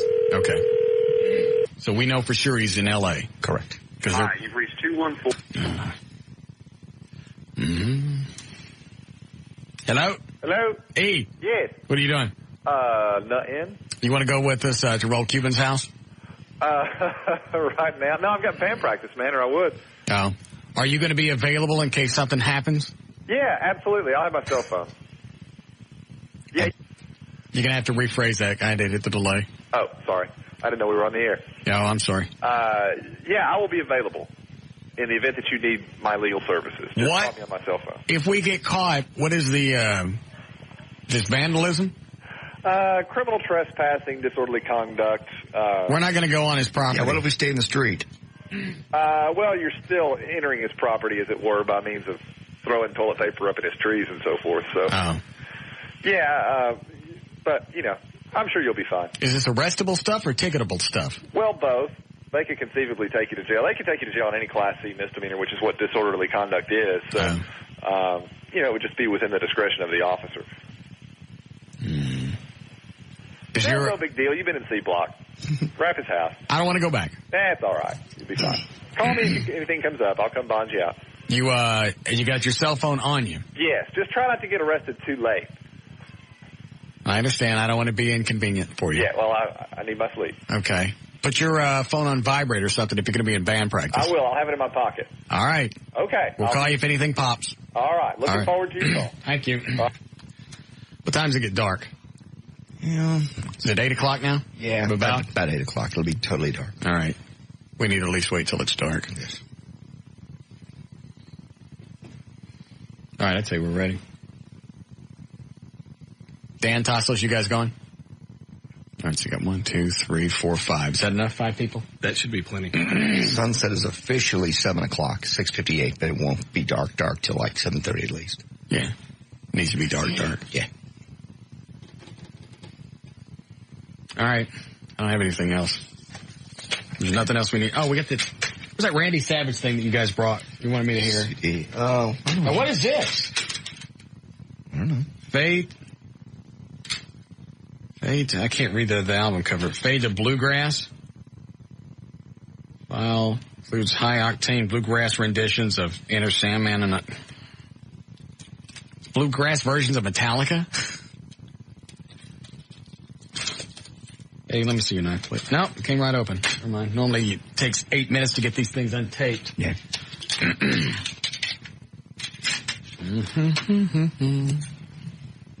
And I don't care how you sell it or how you play it. You stop by a girlfriend's house that ain't your girlfriend in the middle of the night and both of you are drinking. It wasn't the middle of the night. It's damning. That's maybe why I didn't tell you, because I knew you'd think that and nothing happened. And you know why I would think it? Why? Because you shouldn't be there. I probably shouldn't have. How about if I stopped by Joy's house in the middle of the night several times after you guys had arguments because she wanted to talk to me? You screwed her, didn't you? No. Did you screw her? No. Swear to Jesus you didn't screw her. Jesus. I don't believe you. I'm swearing to Jesus. You believe him? Not a word. Eddie. You wouldn't believe me if it happened to me? Yes, I would. No, you wouldn't. You think Valerie came by the house and talk about Everett. You think I screwed her. I don't think that. I was told that. She didn't tell you. In fact, she said on that message she didn't tell you. She doesn't remember what she told me. I'm going to warn you, I am so pissed that I can't even see straight. What the is your fascination with me and Russ? What is this sick little twist? Obviously, it's 3:30 in the morning. She's been drinking all night. She was already to fight in the hotel earlier that thing. You're just stuck on this. Let it go. I'm tired of getting in my car and turning on the radio to the station I work for, listening to you guys, having my sex life all over the air. Get over it. Get the over it. I don't know what this little New Year's Eve thing is that you... See? She's saying it didn't happen. She was at 3:30 in the morning. Trash. She doesn't remember what she said. Whatever. Upset claim I told you about. I've never told you that Russ and I had sex. Never. I haven't. I've never told you that. I was upset. I confided in you. All right. What else did she tell you? That she's the one chick in this world that should be able to date you because just because she said we could date, that she gets the show doesn't mean I slept with her. Did she say we had sex? Not those exact words. What exactly were the words? We've had good times together over at his house privately. And I went, really? And you also told me that had happened before. Mm-hmm. That she'd come over. Did I say I slept with her? You said, yes, one night you did. Oh, I did. One night at the office in the old building. Was that the same night we were bumping goober heads? We were not bumping anything. We did a little spit string between them? Didn't, I swear. Nothing like that ever happened. That is not Gary. Oh, God. First, I don't have anything to do now. I got too much. Well, as I stand here, I don't want to hear this Metallica crap now. I think you did something. I didn't. With your girlfriend? Yes. No. You do. You go over there several times and you don't tell me. I don't find out until 91, probably 13 years later. How very suspicious. Don't you think it's time to let that go? Nope. Why? Cause? Because why? It not only has been 13 years, she's dead. So what's even more of a reason to hang on to it? No, it's not. What is it, Gary? Russ? Yes? Won't you leave JD alone? Thanks, Gary. I thought you were coming up Monday. I'm coming up Thursday. No, you're not. Russ? Yeah, you're not coming up. You had your chance. You're not coming up. I'm coming Thursday. You can come up all you want. You're not getting in the building. You had your chance. You had your chance many times. I'm tired of jacking with you and your retarded ass. Why don't you run home to Mama and get you some sour tea? Hey, Russ? Russ? Mm-hmm. Russ? What? Won't you gag a big spoon, punk?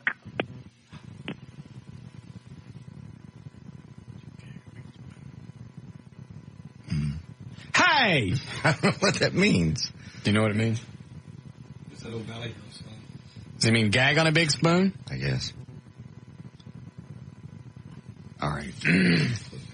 One more break before Liz? Okay, we'll be back.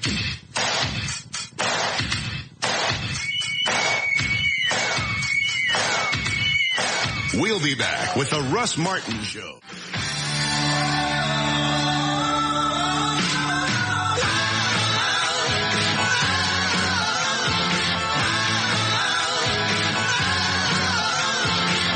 Damn, it's after 7 o'clock. All right, let's go. I didn't realize it was that late.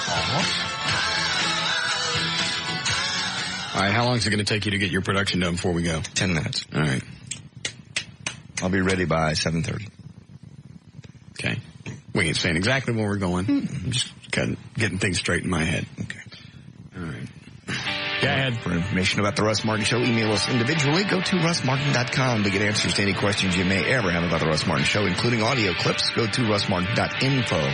Instant email only during the show is at studio@russmartin.com. Other show sites, johndavidryan.com, eddieboyd.com, danandtassos.com, gaillightfoot.com, and newscheck.com for Valerie. And let's see here, Nick. What was that for? She was on the show today. All right. What's wrong with that? Nothing. Limousine service provided by Ultimate Limousines. Contact George at limogeorge.com, and the official site for the Talk That Rocks is live1053.com. All right. Also, LarryNorth.com. Yes. Of course. Yes. We'll see you guys tomorrow. See ya.